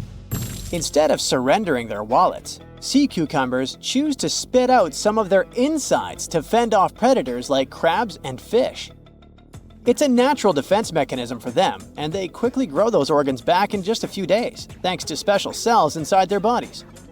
It's not the only weird thing sea cucumbers do. They can actually breathe through their rear end. They have this thing called a respiratory tree that connects to their backside and sits right next to their intestines. So when they suck in water from their behind, it goes into that respiratory tree, letting them absorb oxygen directly into their fluids. Plus, sea cucumbers are the janitors of the ocean. They munch on whatever gets stuck in the sand on the ocean floor. Once they've eaten, they vanish to clean out the sand, leaving it nice and tidy after they do their business. As for the clean sand, the stunning white sand beaches in Hawaii are actually a product of parrotfish number 2. These fish munch on algae from rocks and dead corals, and while they're chomping away, they also grind up the leftover bits of coral in their bellies. When they're done, they move their bowels, and voila! It all comes out as beautiful sand. Not only do they play a vital role in keeping the coral reef ecosystem healthy, but they can churn out hundreds of pounds of this white sand every year. Marine animals are seriously impressive when it comes to holding their breath. Just look at sperm whales and elephant seals. They can stay underwater for a mind-blowing 2 hours. Then there's a Cuvier's beaked whale, which holds the crazy record at almost 4 hours underwater. When you compare that to the human record of 24 minutes and 37 seconds held by pro diver Budimir Shobut, it seems pretty insignificant. But what's the marine animal's secret that helps them excel humans this much? Unlike us, these sea creatures have a ton of hemoglobin and myoglobin in their blood and muscles, allowing them to store way more oxygen. When their oxygen runs low, myoglobin steps up and releases even more. Plus, they can tolerate higher levels of CO2, so they don't feel the need to breathe as quickly. There's even a study that found their myoglobin molecules have a unique charge that keeps them from sticking together, which boosts oxygen storage. And on top of all that, they can slow down their heart rate and restrict blood flow to hang out underwater even longer.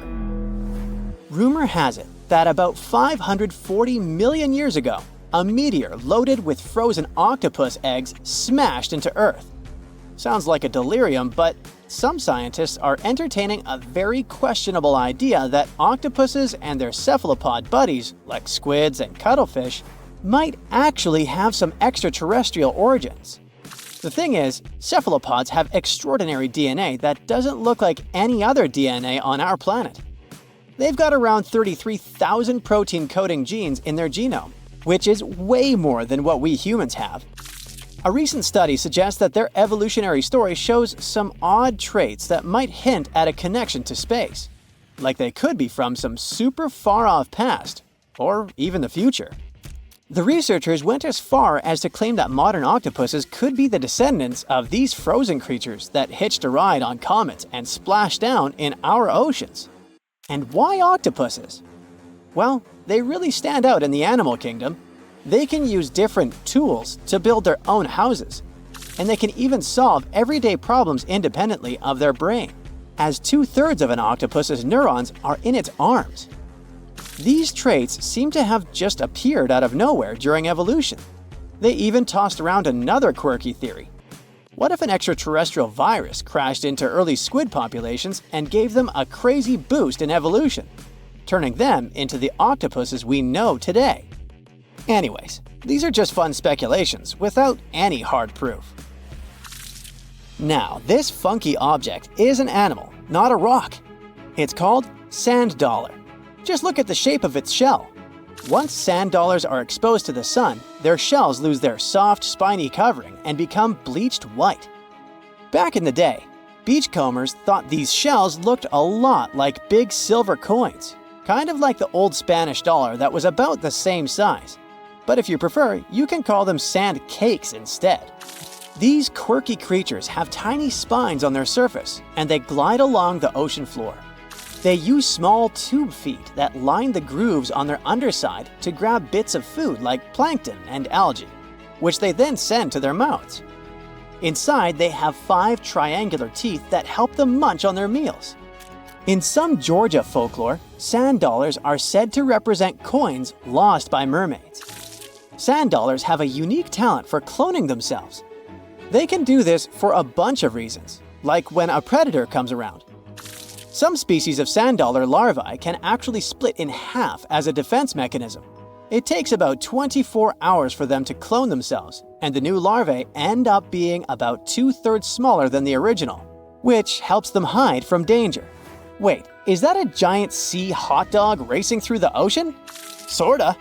Some scientists have joked that sperm whales seriously resemble enormous hot dogs. These massive creatures can take quick naps, standing up for about 10 to 15 minutes. They only sleep about 7% of the time, mostly between 6 p.m. and midnight.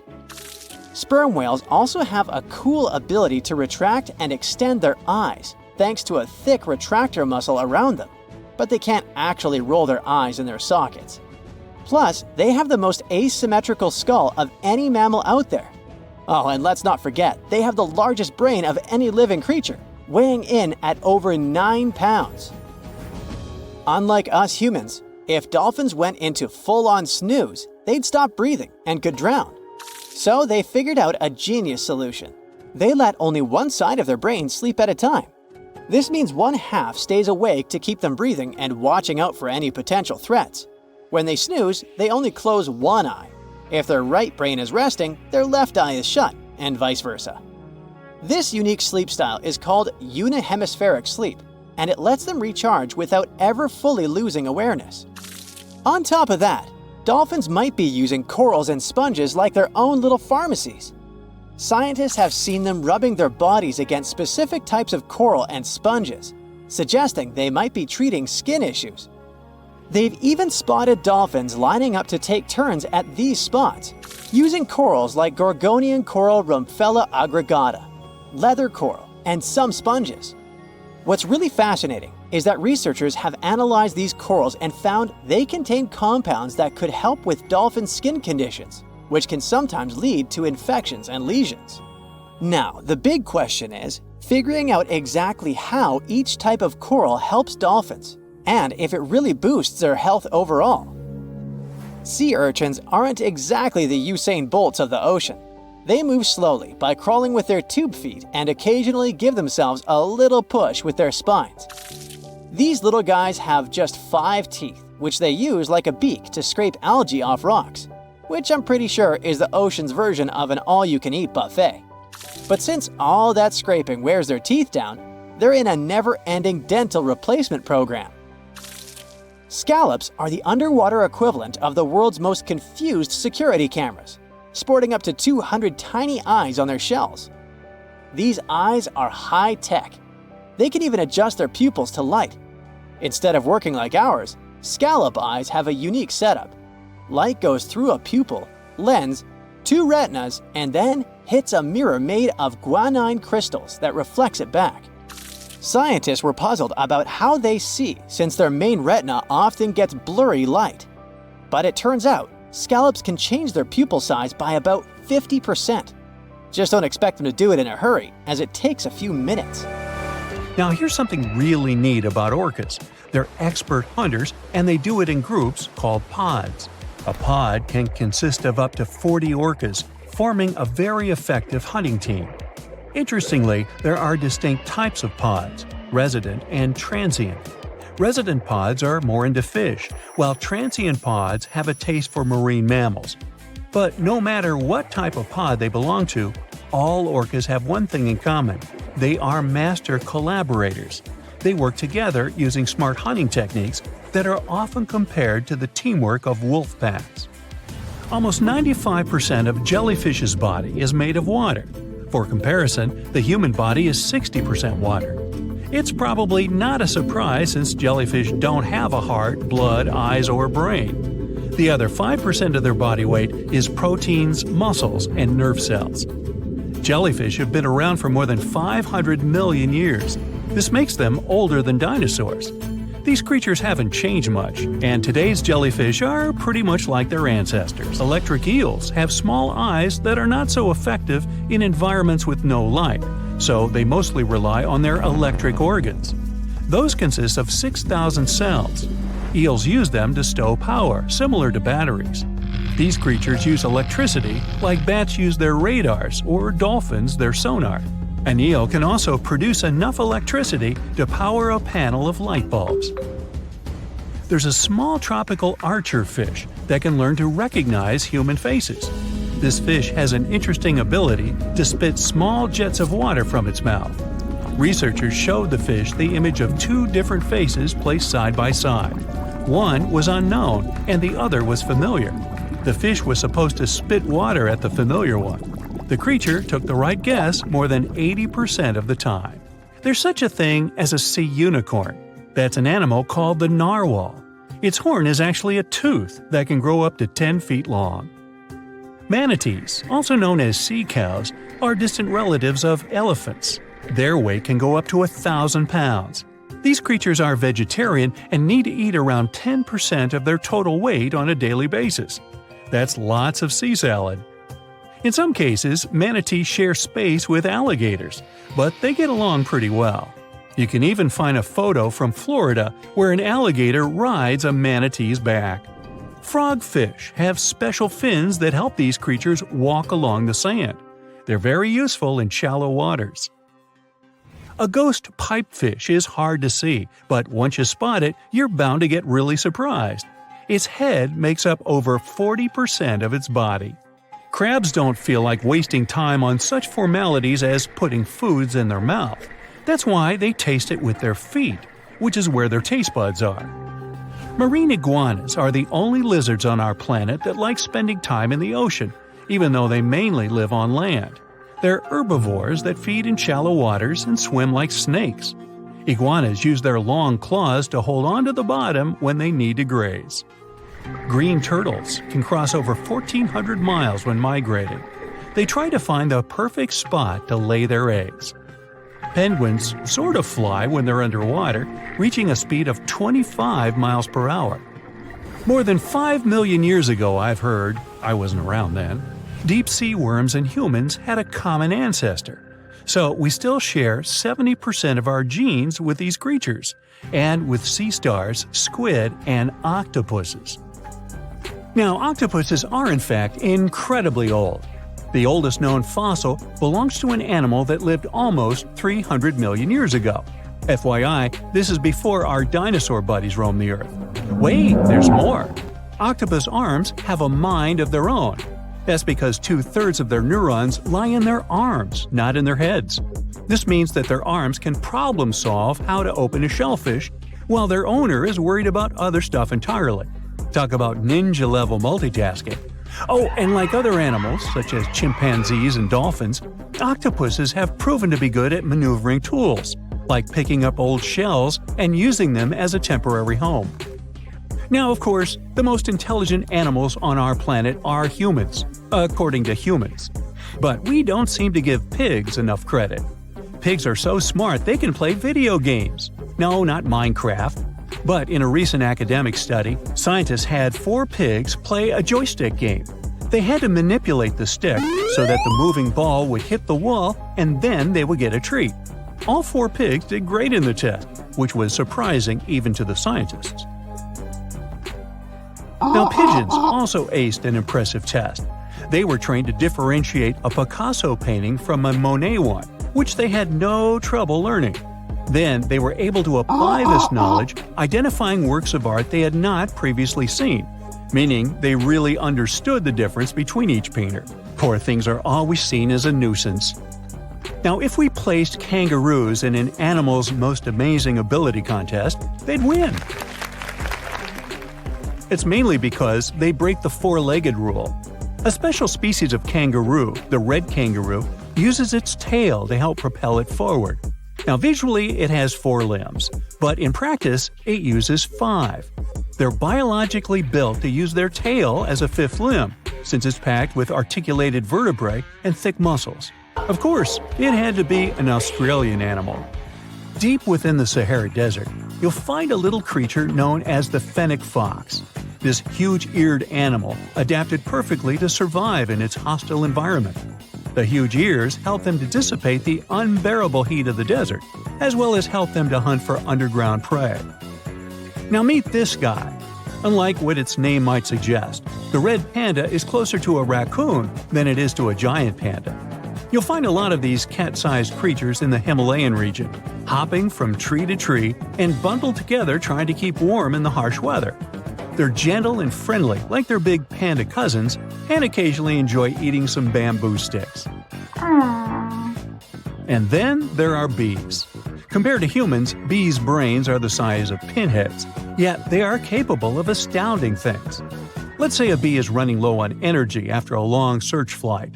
This bee desperately needs a drop of honey in order to continue flying, but smartly enough, she doesn't need to go back to the hive to recharge. She can ask a fellow beehive mate for a drop of honey directly from this other bee's stomach and continue flying. This type of decentralized system allows them to build highly effective societies, One that bees don't need to push the cues in front of the honey cells, for example. Every year in the winter, great white sharks that live along the California coastline disappear. It feels as if they take a vacation for 30 to 40 days. The animals go to a point halfway between Hawaii and Mexico. They might do it to get some food, relax, or hang out with their buddies from other areas. The spot is now called the Whale Shark Cafe. Some types of sharks, like makos, whale sharks, or white sharks, breathe in a very specific way. It requires them to swim all the time. They also need to move quickly and with their mouth open. This way, the oxygen can enter and reach their gills. Sea sponges are some of the most primitive animals. They're immobile, don't have a mouth, eyes, bones, brain, heart, lungs, or any other organ whatsoever. And still, they're alive. There's such a thing as a sea unicorn. That's an animal called the narwhal. Its horn is actually a tooth that can grow up to 10 feet long. Manatees, also known as sea cows, are distant relatives of elephants. Their weight can go up to 1,000 pounds. These creatures are vegetarian and need to eat around 10% of their total weight on a daily basis. That's lots of sea salad. In some cases, manatees share space with alligators, but they get along pretty well. You can even find a photo from Florida where an alligator rides a manatee's back. Frogfish have special fins that help these creatures walk along the sand. They're very useful in shallow waters. A ghost pipefish is hard to see, but once you spot it, you're bound to get really surprised. Its head makes up over 40% of its body. Crabs don't feel like wasting time on such formalities as putting foods in their mouth. That's why they taste it with their feet, which is where their taste buds are. Marine iguanas are the only lizards on our planet that like spending time in the ocean, even though they mainly live on land. They're herbivores that feed in shallow waters and swim like snakes. There's something known as the orange cat behavior, and apparently it's not just a meme. So far, scientists have been able to understand that coat color is connected to a feline's gender. And since orange is an X chromosome, orange cats are usually males, like Garfield. The so-called orange cat behavior describes ginger cats as agents of chaos. Again, pretty much like Garfield. However, there haven't been any conclusive studies on whether coat color and cat behavior are truly linked. In terms of vision, mantis shrimps probably have the most psychedelic vision out of all animals. These funny-looking creatures have a whopping 16 varieties of photoreceptors, with 5 of them reserved for the ultraviolet or UV spectrum. Ultraviolet rays are really short wavelengths, which are invisible to humans. The thing science still doesn't understand is how exactly these mantis shrimp view the world around them. Sure, they can perceive a bunch of colors, but they can't necessarily distinguish all of these colors among themselves. It can be that they just see a lot of really vivid, really blurry colors, but we haven't figured out a way to check that out. Now, to say sloths are cute is an understatement. They may be one of the friendliest animals in the jungle, but there's more. If you look closely at their fur coat, you'll notice hints of green. These greeneries are actually tiny little algae that grow alongside sloths. They help sloths to camouflage better in the jungle, but they also nurture them. The little cracks inside a sloth's fur create the perfect environment for algae reproduction, and scientists have found species of algae that don't exist anywhere else in the world. They do get by with a little help from their friends. Deep within the Sahara Desert, you'll find a little creature known as the fennec fox. This huge-eared animal adapted perfectly to survive in its hostile environment. The huge ears help them to dissipate the unbearable heat of the desert, as well as help them to hunt for underground prey.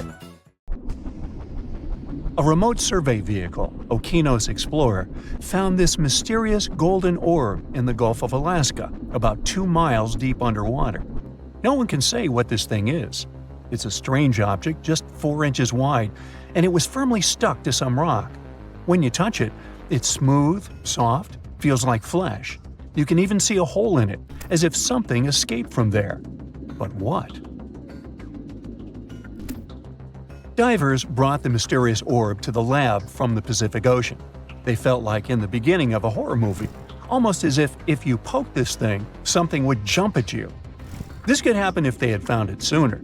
The hole in that orb means something alive tried to get inside or break out from inside, which is why scientists assume that this is an egg. We might have discovered a new species, or a new life stage of some species we already know. Some species do lay their eggs on the ocean floor, like squids. Although, if that's the case, then these animals might be gigantic, because that egg is huge. But maybe it's not an egg. Maybe it's a sponge. They found this thing surrounded by white coral, where sponges usually vibe. Just months before this discovery, scientists found more than 5,000 new marine species in a tiny space between Hawaii and Mexico. The Gulf of Alaska is home to 52 more species, with tons yet to be identified. So maybe it's just one of those sponges we haven't discovered yet. Or it might be a coral, or something entirely different. The only thing scientists know for sure is that the thing is a living organism. They're planning to move the orb to a more advanced lab to conduct DNA testing and reveal more about it. And it's not our first horrifying discovery from the oceans. In 2013, 2 rare locomotives were discovered under 90 feet of water off the coast of New Jersey. Scientists think that both of them were lost in the 1850s. For something that's been underwater for 160 years, they're in very good shape, even with layers of rust and barnacles. You can even see their smokestacks, and they sit upright, as if ready to pull into a station any minute now. They're not sure where these locomotives came from. There's no historical record of them being built or lost, which makes their discovery even more mysterious. They have strangely rare steam engines, both about 15 tons, lying 5 miles off Long Branch. The engine models were already outdated even back when these trains were made. They were small and powerful, but were only produced for a short time. Perhaps they were on a journey from Boston to the mid-Atlantic. Then a storm struck. It caused them to either fall off a barge or to be deliberately pushed off to save the ship. Scientists want to restore the locomotive to learn more about them. And this isn't the only gift to the seas humans left behind. Jeff Bezos, founder of Amazon, has found the Apollo 11 F-1 rocket engines in the ocean. During the 1969 Apollo 11 mission, the Saturn V rocket used 5 powerful F-1 engines in its first stage. Each of them produced 1.5 million pounds of thrust. They burned 6,000 pounds of fuel per second, 1.5 million times that of a regular car. These engines burned for a few minutes before falling back into the Atlantic Ocean. Jeff Bezos got inspired by this story and began the search for those engines about a year ago. The team used an advanced deep-sea sonar. They finally found the engines 14,000 feet below the ocean surface. Scientists aren't sure what the conditions of the engines will be. They did have a super-fast impact with the ocean after all, and then laying over 40 years in salt water. But they were built from very tough materials, so hopefully we'll be able to study them. Ideally, Bezos wants to recover them. They're still a NASA property, but he hopes to display them in museums like the Smithsonian or the Museum of Flight in Seattle.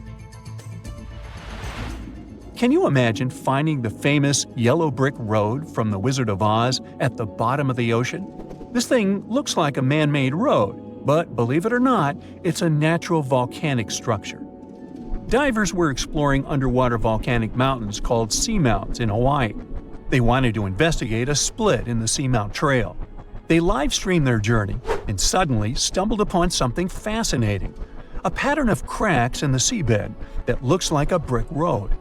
They used a robotic arm to pick up the rocks. The rocks had distinct rectangular blocks separated by straight lines and right angles. Someone joked that it might be a road to Atlantis, and another called it a yellow brick road, hence the name.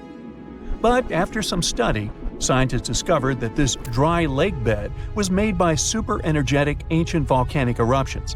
This is actually fractured hyaloclastite rock. Since the volcanoes were going crazy, they heated up and cooled down repeatedly until they created this unique cobbled pattern. On June 20, 2011, the OceanX diving team discovered something extremely weird. They were searching for treasure in the northern Baltic Sea in the Gulf of Bothnia. Instead, they found an anomaly. The thing, dubbed the Baltic Sea anomaly, logically, looked very weird and unnatural. The anomaly is almost 200 feet wide. It looks like a mushroom, rising about 10 to 13 feet from the seabed. It also has a huge disc shape, twice the size of a football field. The main part of the anomaly has straight edges and box-like structures. The top has cracks filled with some unknown black material, and it's not made of metal. The object lies about 300 feet deep in the Gulf's waters. The main mystery is why it's there. This discovery did create buzz in mass media. Some people started saying that it might be a sunken extraterrestrial ship, the remains of Atlantis, or a portal to another world. These claims got even more support when we found weird pavement-like platforms surrounding the object. It kind of looks like a staircase. And on top of that, explorers reported that their electrical equipment, like sonar instruments and satellite phones, malfunctioned near the thing. And it's not even some random reports. Researchers from different institutes said that as well. But scientists think that this is most likely a natural geological formation, even if it doesn't look like it. Although they can't really explain what that formation is supposed to be. They have many theories. It could be linked to human evolution, a glacial deposit from the Ice Age, a result of volcanic activity, and so on. Maybe it's even the remnants of an asteroid that landed on the seafloor thousands of years ago. But none of these theories explain why electronic equipment stops working near it. Who knows? Maybe we'll learn the truth someday. But how about technologies that came to us from the distant past? This strange thing is often called the first known analog computer. It's called the Antikythera mechanism. We discovered the mechanisms in 1901 near the Greek island of Antikythera. It might be from around 87 BCE.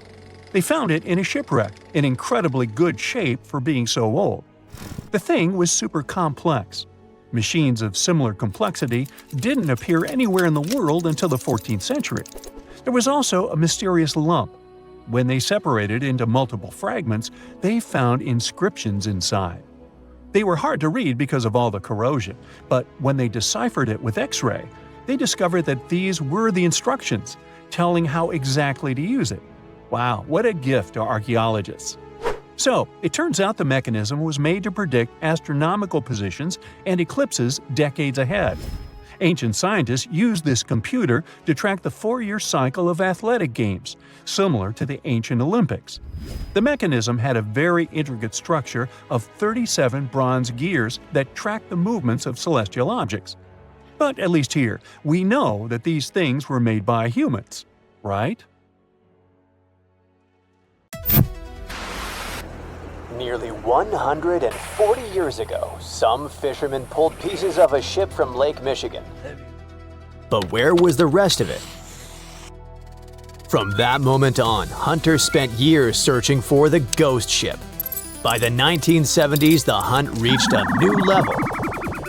One with a $1,000 reward offered to anyone who could find it. Still, nothing. It was as if the vessel had simply vanished into thin air. That is, until now. Researchers have finally found the shipwreck off the coast of Bailey's Harbor, Wisconsin. The ship called the F.J. King disappeared back in 1886. At that time, this 140-foot-long vessel had a very important job: transporting grain. Now you might think, grain? Really? That's it? Okay, sure, it's not like the ship was loaded with tons of gold or jewels. But we have to see the bigger picture. At that time, Wisconsin was known as America's breadbasket. The state produced huge amounts of food, especially wheat. In fact, about 1/6 of the nation's wheat was being harvested there. Farming was booming, and that of course meant big money. The F.J. King was part of that golden era. For about 19 years, it successfully carried and traded grain and iron ore through the Welland Canal. That is, until September 15, 1886. That day, the crew were on their journey to carry iron ore from Michigan to Chicago. It was supposed to be just another routine trip, but they were caught in a powerful storm.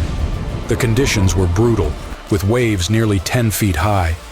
The crew fought desperately to get the water out and keep the ship afloat, but the waves were too strong. They kept coming, one after another. The men worked hard until they couldn't go on anymore. The waves were splitting the ship's seams. At this point, a catastrophe was inevitable. So Captain William Griffin gave the order, "Abandon ship." They had no choice but to get out. The men grabbed their belongings as fast as they could and climbed into the ship's small yawl boat. It was 2 in the morning. Everything around them was dark. As they tried to get closer to shore, the F.J. King went down, bow first. And then suddenly, boom! The crew watched in shock as the ship's stern deckhouse blew off, sending the captain's papers 50 feet into the air. They stayed in the small boat until they were picked up by a passing schooner called La Petite. The crew took them to Bailey's Harbor, and moments later, Captain Griffin filed a wreck report. That's when the real mystery began. In his report, the captain said the ship had gone down about 5 miles off the shore of Lake Michigan. But that was just what he thought. I mean, it wasn't based on any instruments, readings, or anything like that. It was just what he remembered from that night.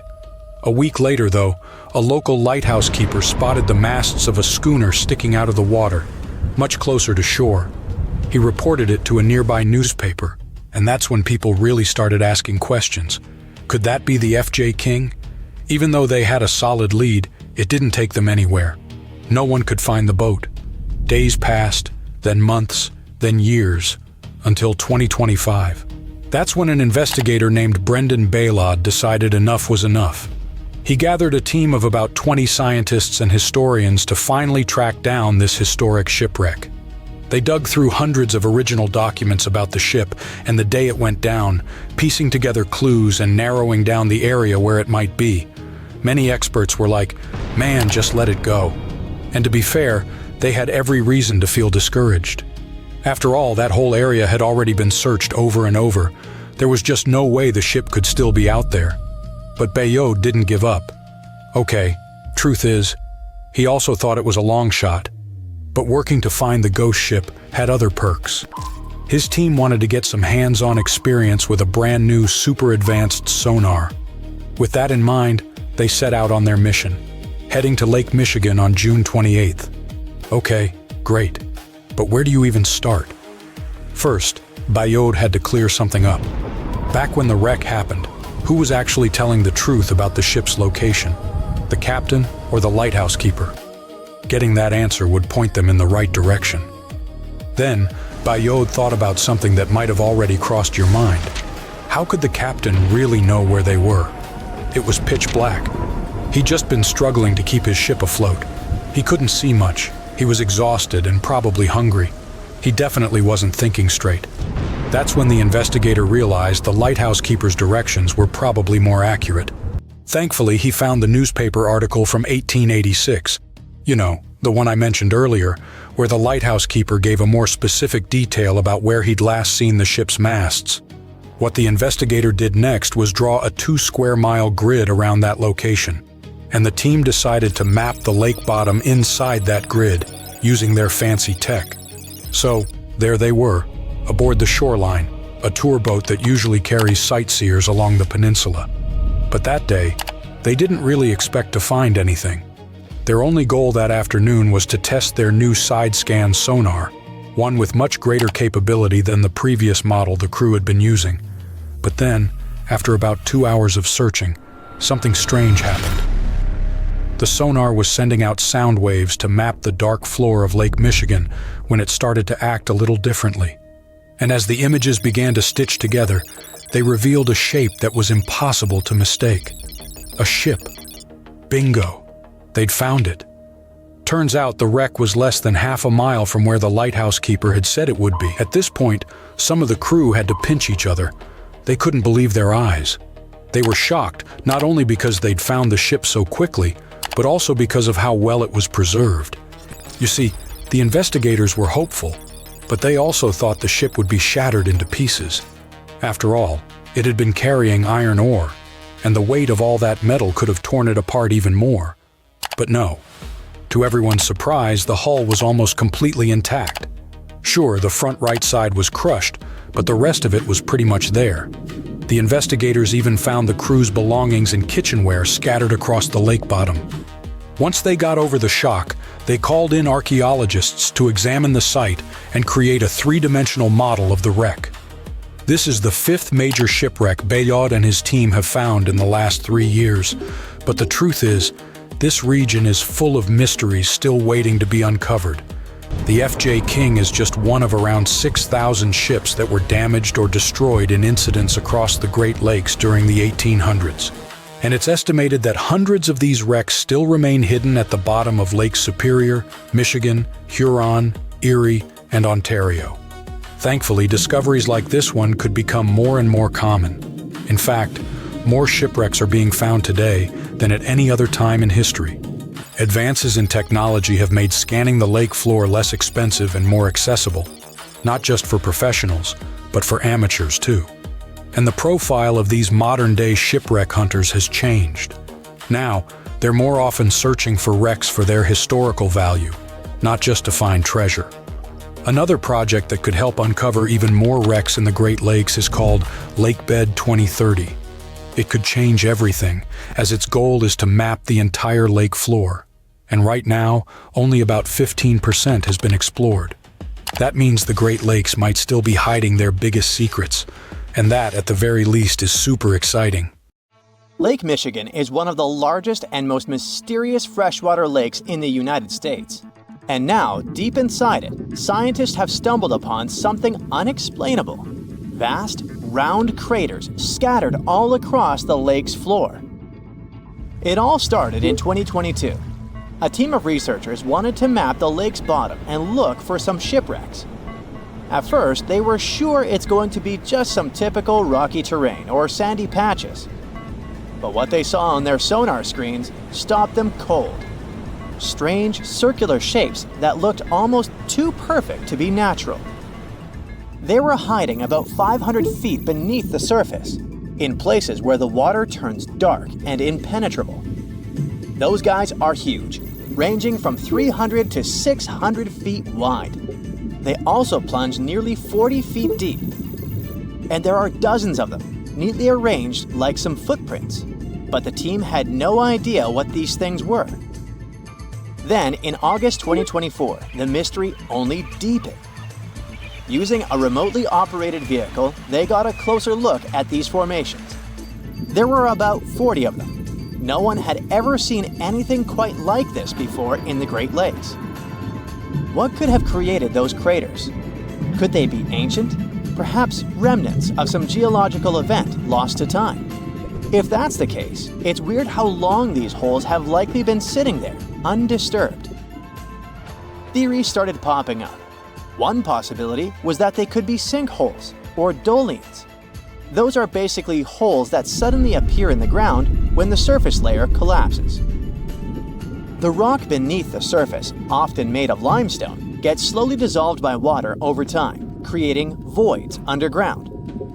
When the surface of those voids can no longer hold its own weight, it caves in, and this forms a hole. Think of it like when you poke a straw through the lid of a drink. Sinkholes can be small dips or huge, spanning up to 2,000 feet. They can happen gradually or all at once. Sometimes they can swallow entire cars or even buildings. And Lake Michigan sits on limestone bedrock. It erodes pretty easily when water flows through it. Sinkholes like these have already been found in Lake Huron, and they look kinda similar. But there are some plot holes, no pun intended, with this theory. For example, it's wild how they all would be so huge. It's also weird and pretty rare for sinkholes to occur in a lake bed. They also kinda resemble a straight pattern. They seem to extend generally southward, forming a loose line, which is pretty weird. If these are sinkholes, then they're definitely not playing the usual geological rules. Though it might be some new, unusual process at play beneath the lake's surface that we haven't discovered yet. There's another theory though. Glaciers. Glaciers are wild rivers of ice. They covered much of the Earth during the last ice age, and they're incredibly powerful. While they might move slowly, sometimes only a few inches per day, they have such immense weight that they can reshape entire landscapes over thousands of years. Glaciers can grind and scoop the land beneath them. They're basically like colossal bulldozers. Their weight, combined with the slow but steady movement, grounds down everything beneath them: rocks, soil, even bedrock. This can create deep gouges in the Earth's surface, called glacial troughs. During the last ice age, there were lots of glaciers all over the northern US, including the Great Lakes region. If they moved across what is now Lake Michigan, they could have carved out these deep holes. Glaciers often move in a pretty straight path. As they move, they cause terrain to erode, but the resulting erosion varies based on terrain. Sometimes there are places where the bedrock is softer or fractured, and these places are more easily carved and crushed by the glacier. That could explain why some holes could be bigger and deeper than others. Harder bedrock is less affected. But usually this leads to rounded, crescent-shaped depressions known as chatter marks. Those marks are more like grooves rather than circular, big craters like those in Lake Michigan. Once the glaciers melted, the Great Lakes themselves formed. If the craters were formed by them, they may have filled with water, becoming part of the Michigan Lake. Though this theory is more like a speculation, so we need more evidence. But there's another layer to this mystery. The craters are not just curious geological formations. They actually may hold valuable clues about early life on Earth. Parts of Lake Michigan, especially dark ones, are relatively low in oxygen. It's like a lighter version of deep ocean environments that often have very little of this element. For example, hydrothermal vents deep in the ocean, underwater openings in the Earth's crust with some hot, mineral-rich water that are often very low in oxygen. But some organisms love places like these. For example, opossum shrimp. Teeny tiny shrimp-like creatures that love cold, deep waters. They get their name because they have a pouch to carry their young until they're ready to be on their own, like an opossum. Or deep-water sculpin fish, small bottom-dwelling fish that also enjoys cold lakes. They're well adapted to living in dark waters and usually stay close to the lake bed. And weird organisms like invasive quagga mussels, which kinda look like shells. These are small freshwater mussels that have spread there to the Great Lakes. They attach themselves to hard surfaces and can cause problems for ecosystems by competing with native species for food and space.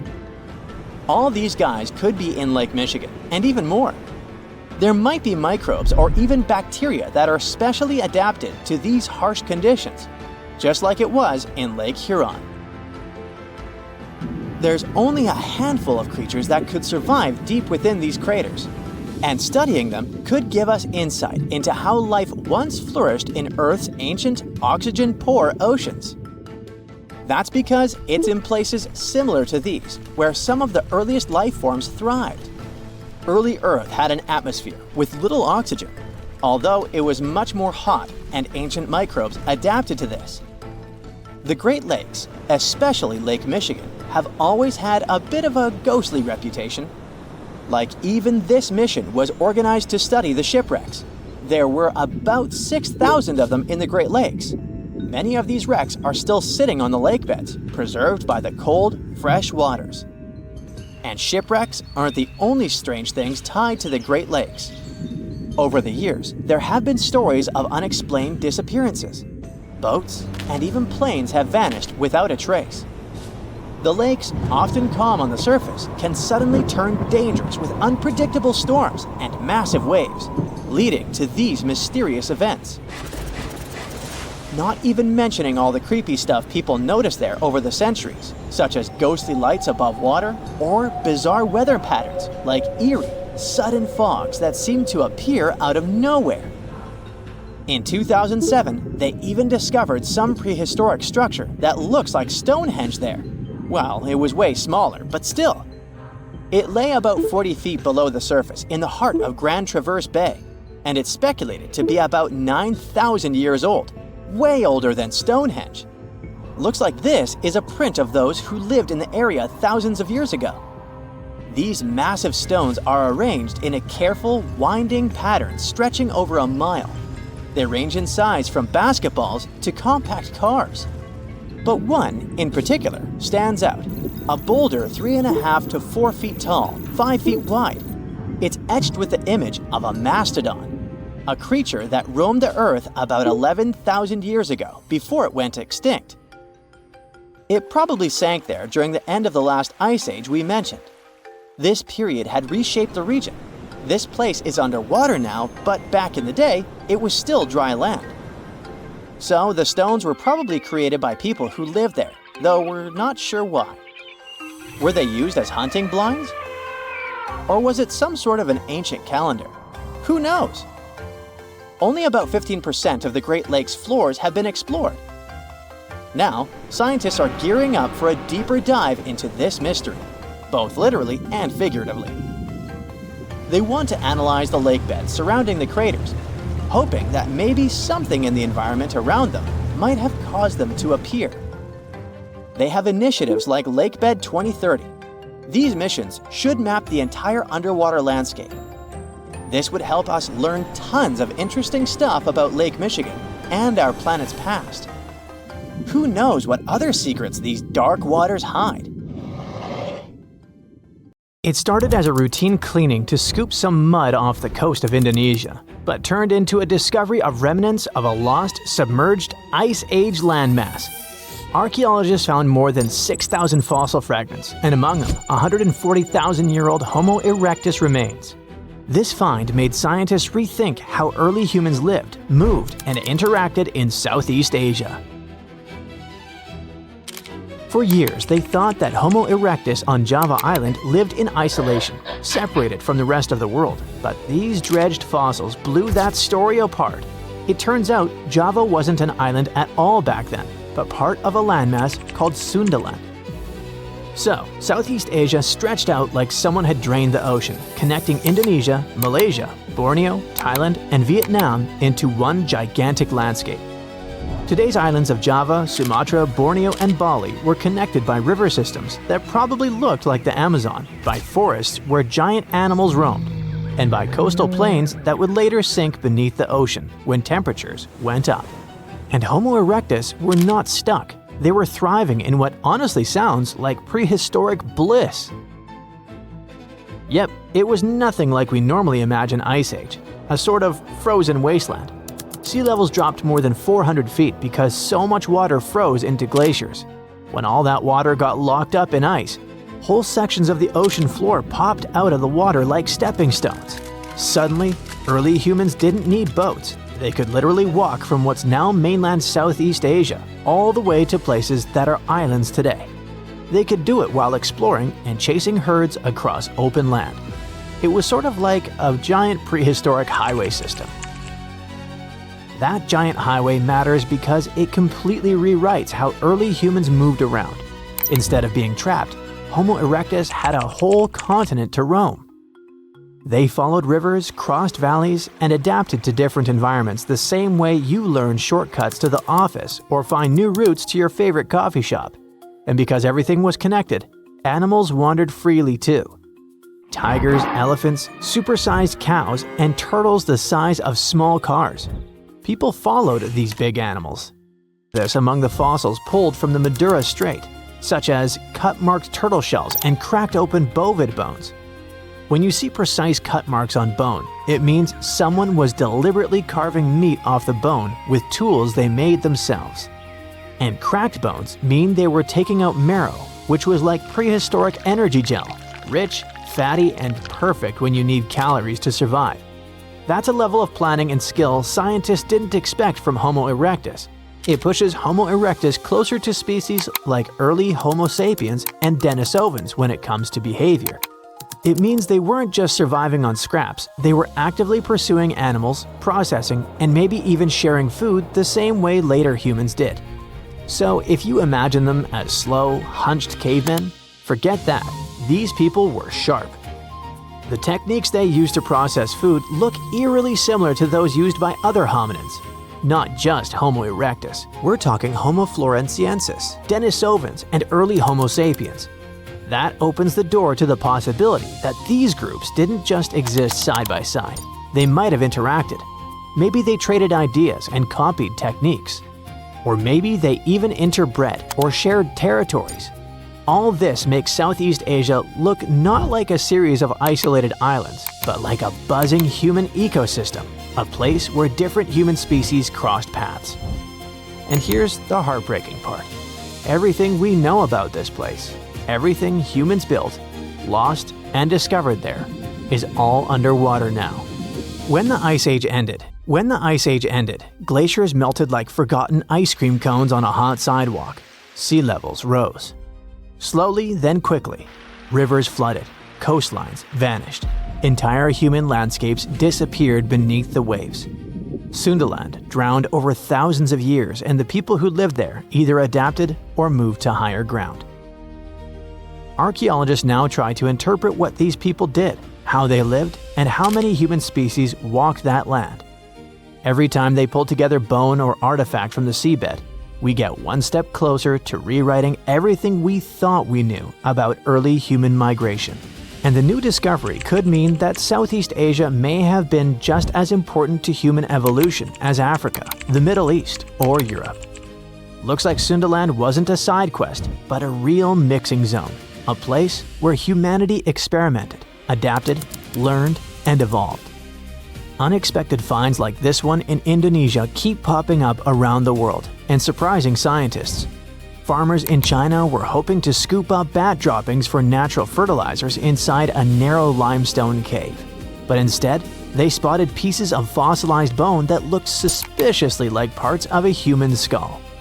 This skull turned out to be ridiculously old, around 300,000 years old. Scientists eventually named the fossil Maba 1. The discovery happened way back in 1958, but ever since then, nobody could agree on which ancient human species this skull belonged to. During the late Middle Pleistocene, the world was basically a crowded highway of different ancient human species wandering around. Or just maybe, Maba 1 came from a species we've never met before. The big issue was that researchers only found part of the skull, no jaw, no other bones. So it was like trying to solve a giant puzzle with half the pieces missing. For ages, scientists guessed it might be Neanderthal. But now they've used micro-CT scanning, which is like an X-ray superpower that lets you peek inside fossils without breaking them. That's when they noticed weird tube-like structures connecting parts of the brain case, something Neanderthals basically never had. The inside shape of the skull looked way more like Homo erectus, a much older human species. But even that wasn't a perfect match. The skull's size and shape were closer to modern humans and Neanderthals, and it showed traits Homo erectus usually didn't have. For example, it had a shorter forehead area and a thickened bregma, the meeting point between two skull bones. Maba 1 also had a strange dent on the forehead, almost like a bruise frozen in time. Whatever caused it, maybe a fall, maybe anemia, it happened while the person was alive. But there was no sign of infection, so that individual probably healed and kept living after whatever hit them. So Maba 1 doesn't match any known species perfectly, but it shares features with several and has a similar mystery fossil vibe as others found across Africa. In 1976, a famous paleontologist and her team found another human-like skull in Tanzania. That skull had features that looked surprisingly similar to Homo sapiens, even though it was unbelievably old. Scientists think it may be one of the earliest examples of our species ever discovered. That means this skull could help solve one of science's biggest questions. When exactly did Homo sapiens first show up? The sediment layer where that skull was found goes all the way back to the Middle Pleistocene. That's way earlier than what old textbooks used to claim about when modern humans appeared. And then there's the skull that turned up in Zambia's Broken Hill ore mine. Miners literally stumbled on it, plus a few other bones, completely by accident. Scientists started calling it Rhodesian Man, and at first, everyone thought it might be the big missing link between Homo erectus and Homo sapiens. But with newer research tools and better dating methods, they discovered it's around 299,000 years old and probably belonged to someone from the species Homo heidelbergensis. Every new fossil acts like a missing puzzle piece on the giant chaotic story of human evolution. Each one helps scientists connect species that once seemed unrelated, redraw family trees, and rewrite chapters of our past we didn't even know were wrong. A Portuguese archaeologist just discovered a bunch of sunken ships filled with gold, including a Spanish galleon with 22 tons of gold and silver. This much gold today is worth about $2 billion, and this is the money from one ship alone. Archaeologist Alexandre Monteiro made this discovery almost by accident. He was studying some documents when he found some information about a ship that went missing in 1615, and he decided he wanted to find it. After many years, Alexandre found not just this specific ship, he actually discovered 8,620 shipwrecks in the waters of Portugal alone. Out of this number, 250 are gold-filled shipwrecks, a discovery that would make any Jack Sparrow shake in his boots. Most of these ships went down for boring reasons like the weather, but sometimes they were destroyed in battles, which may or may not have been super epic. They were carrying gold and other treasures from the New World to Europe, and of course, everyone wanted a share. Alexandre had been studying historical shipwrecks for 30 years now, so he has discovered many ships that went down in somewhat glorious ways. In 1816, for example, a ship of one of the richest men in Portugal sank in Australia, with an insane amount of 66,000 silver coins. This was the first ship from Portugal to ever plunge in the waters of Australia. The bad news is that these ancient sunken vessels, filled with riches and epic stories, are not so easy to reach. They're deep down in the ocean and covered by sand. You could still try, but that would be stealing part of a country's history. And you wouldn't want to be that person, would you? Naturally, Portugal was not the only country that explored the seas back then. The coast of Europe is packed with sunken ships filled with gold. In fact, there are about 1 million historical shipwrecks underwater right now, and the treasures abandoned under the sea might be worth around $60 billion.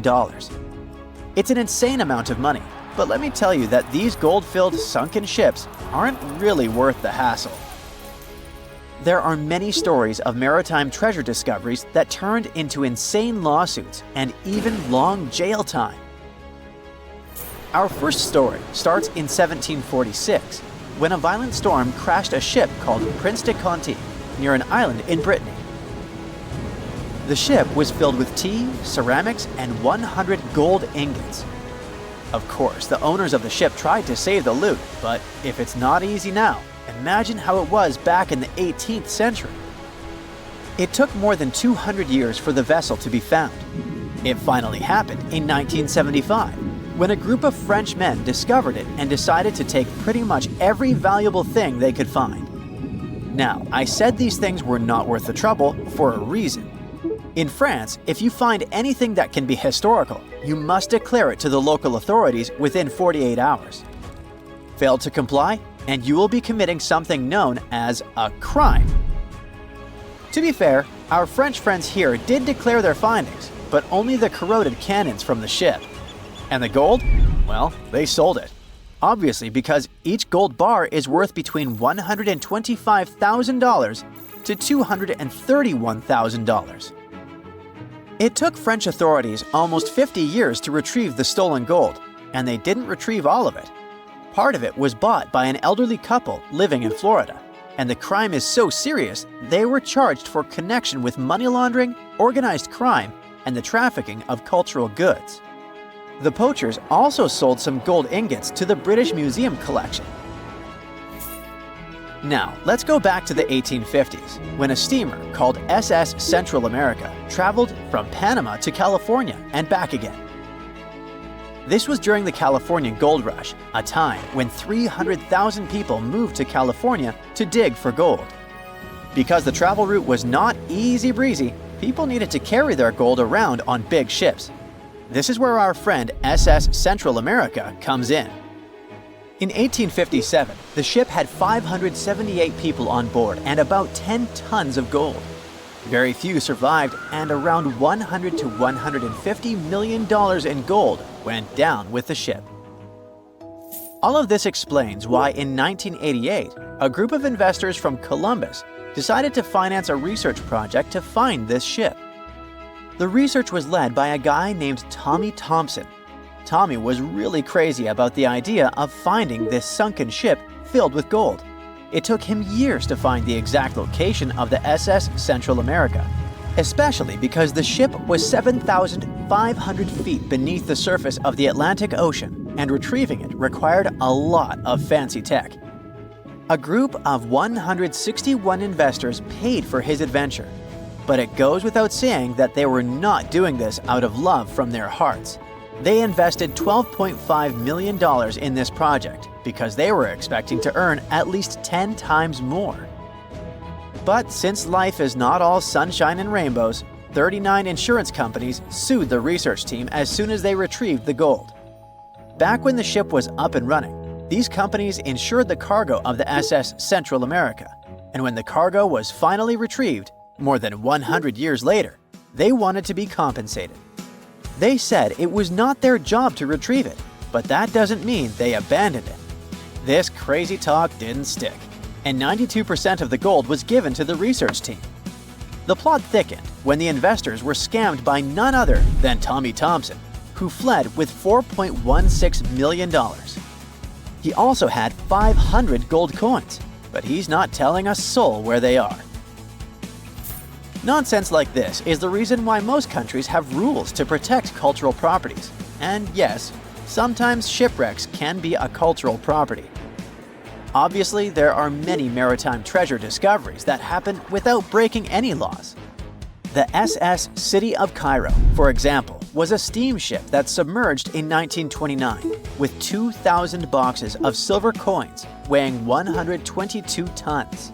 A company called Deep Ocean Search retrieved the coins from a depth of 17,000 feet, which is 4,500 feet lower than the Titanic. 34 million pounds went to the UK Treasury, and the Deep Ocean Search also got a share. The good news here is that some of the coins can be bought by collectors, legally. Paying for a treasure is probably the closest you can get to an underwater archaeology find.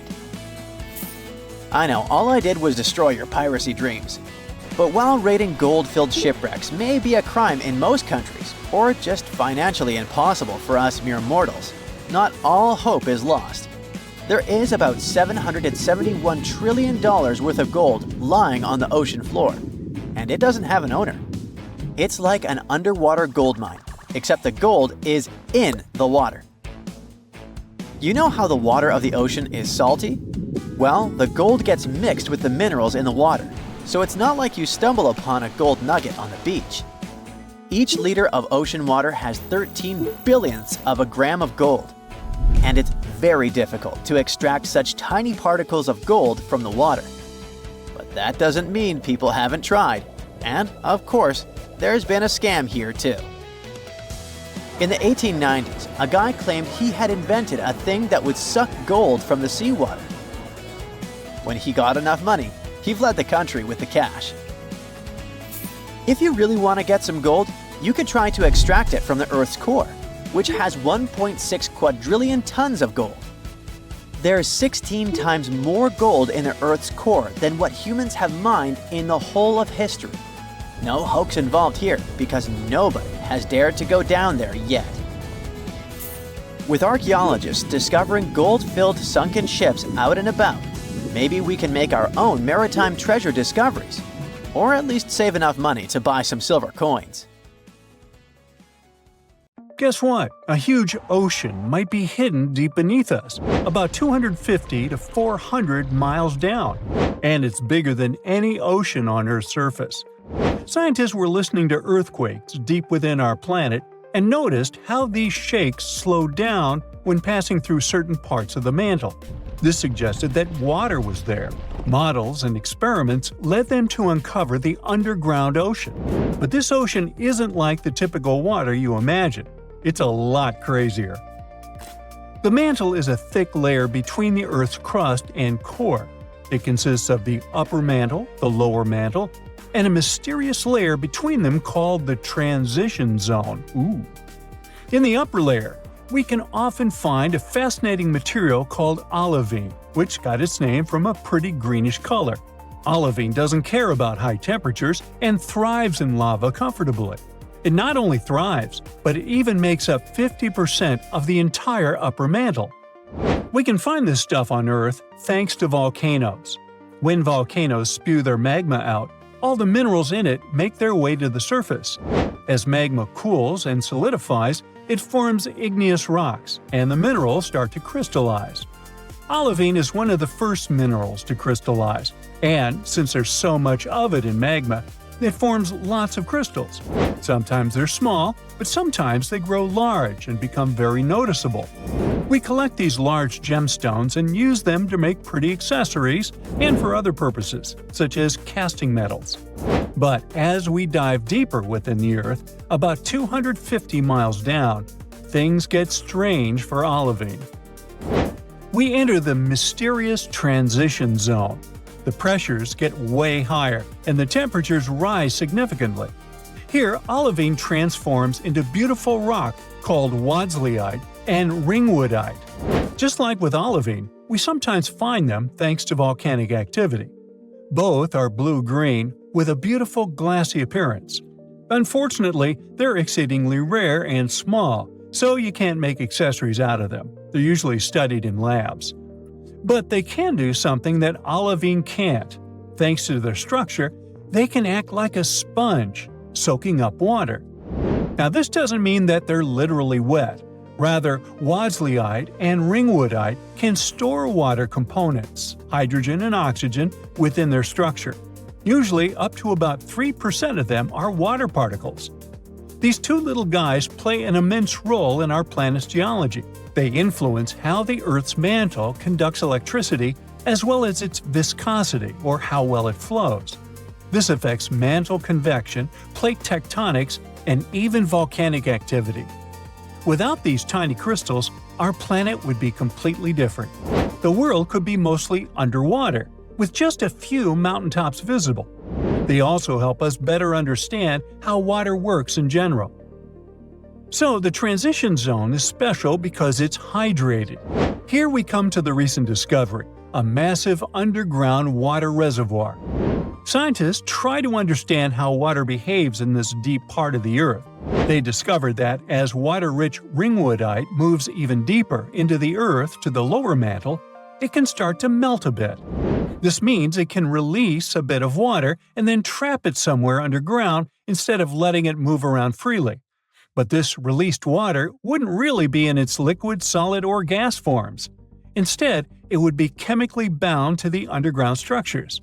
So, it won't be an ocean in the traditional sense, but there might be a vast amount of water down there. This finding is super important because it changes the way we understand Earth's water cycle and resources.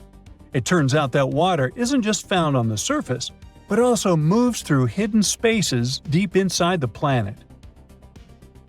Another fascinating thing we discovered about water is that it might exist in a mysterious fourth state of matter. Now, we're used to thinking of water in its three common states: solid, liquid, and gas. But under extreme pressure in tiny spaces, it can enter a mysterious fourth state known as tunneling. We discovered this strange behavior in the mineral called beryl. Within beryl, there are super small six-sided channels, just about 5 atoms across. Turns out these channels act like tiny cages that can trap individual water molecules, like wadsleyite and ringwoodite. In these conditions, the water molecules start showing behaviors that are closer not to classical physics, but to quantum physics. Quantum tunneling allows particles to exist in multiple places at once or pass through barriers they shouldn't be able to. Imagine a ball that somehow ends up on the other side of a hill without climbing over it. It just goes through the hill. Hydrogen atoms in Burl are like tiny balls. Typically, each ball would sit in one specific spot. However, in the experiment, these hydrogen atoms didn't stay still. Instead, they were found simultaneously in multiple spots. Together, they formed a pattern that looked like two wavy rings. It's like water molecules got smeared around in a ring shape. This is a state of water that we've never seen before. It reshapes our understanding of how water behaves under certain conditions, and it has huge implications for biology. All these discoveries have everyone rethinking where Earth's water really comes from. Water is essential for life as we know it. About 71% of Earth is drenched in water, and humans are mostly water too. When we figure out how it appears in space and on planets, it would give us clues about how to better search for extraterrestrial life. One theory says that when Earth was forming, the materials that clumped together to make the planet already included water, or at least the ingredients to make it.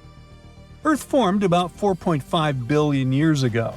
Our planet slowly emerged thanks to gravity from dust, gas, and rocks that surrounded our newborn sun. This material gradually came together to form the planets of our solar system. However, the young inner solar system was a scorching place, too hot for any liquid water to survive. It would have simply vaporized and escaped into space. But it's possible that water was trapped inside the rocks that initially formed Earth. Some of the Earth's original building blocks contain much more hydrogen than all our oceans combined. It would also explain how water molecules got so deep underground. Then, volcanic activity could have later released the water stored deep within, sending it into the atmosphere as vapor. This vapor would eventually cool down, condense, and fall as rain, filling the young Earth with lakes and seas. Another idea is that after Earth was formed, water was brought here by wet space visitors like comets and asteroids crashing into the planet. Long ago, the inner solar system was a wild and chaotic place, much like Brightside. When the outer planets rearranged their orbits, this caused a ripple effect, which we now call the Late Heavy Bombardment. It sent a flurry of icy space rocks crashing through the inner solar system, many of which collided with Earth. For a while, scientists thought that this event and comets were a primary source of Earth's water. But then, we learned that comets have a different chemical makeup from the water on Earth. Then we looked at the asteroids. Their water closely resembles the water in Earth's oceans. Some of the samples even contained organic materials. There's also a chance some random planet helped us out. About 4.5 billion years ago, a Mars-sized planet named Theia is thought to have collided with Earth. It was a violent encounter that melted part of Earth's mantle and led to the formation of the Moon. Perhaps Theia also brought some water with it. And finally, Earth could have generated its own water.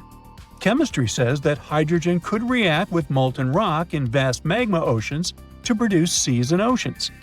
It's also possible that all these ideas are true, and Earth's water came from several sources. It complicates our research, but shows how dynamic water can be in space. How much time passed between the inventions of the first computer and the appearance of the modern one? The first electronic computer in history is the ENIAC, Electronic Numerical Integrator and Computer. It was invented in 1945 by American scientists. But there's an older machine. It's the Babbage difference engine. English engineer Charles Babbage built it in 1822. This means more than 200 years have passed since the first computer, and we would have thought so if, at the beginning of the 20th century, divers hadn't discovered a computer more than 2,000 years old. In 1900, a group of divers searched for sea sponges in the Mediterranean Sea between the island of Crete and mainland Greece. But instead of sponges, they found sunken treasure ships. It was one of the most significant archaeological finds of that time. At the bottom were Greek marble sculptures and many other artifacts. Among them, divers found a strange piece of stone the size of a large book. They ignored it and put it with other finds in the museum. A few months later, archaeologists began to study the block and discovered that a strange object with bronze gears was hidden inside it. This shocked all scientists because, according to historical data, such things could not exist in ancient Greece. The technologies of that time were not so developed. Scientists started studying this object and realized they had no idea what it was. They called it the Antikythera mechanism, and they had been trying to unravel its purpose for over 100 years. The fragility of the object added complexity. It had been underwater for a millennia. Its internal instruments were damaged, and when scientists touched them, they fell apart. Over many years of research, the object has split into 82 fragments, becoming a real puzzle for scientists worldwide. They found out that it was a machine designed for astronomical calculations. With the help of X-rays, computer tomography, and virtual modeling, people could partially recreate the image of the mechanism. It was a complex structure consisting of 30 rotating gears that turned the dial. The whole mechanism was set in motion with a hand crank. All this was necessary for the ancient Greeks to track the positions of the moon and the sun and calculate the time of eclipses and the Olympic Games. It's as if Silicon Valley was in ancient Greece and the best minds united to create a revolutionary startup. The Antikythera mechanism showed that people in the distant past had excellent knowledge of astronomy and technologies for studying the starry sky. Considering that time, it was not just a machine, but a supercomputer. People entered data into it and got the result after the complex calculations it performed. In 2016, scientists found an inscription on the device containing more than 3,000 symbols. It was something like a manual for use. The text had information about eclipse colors, celestial body movement, and astrological predictions. It was like a reference list of all the events that happened to the planets in the sky. The Greeks realized that all astronomical bodies in the starry sky moved along the same routes. That is, they had orbits close to the plane of motion of our planet around the sun.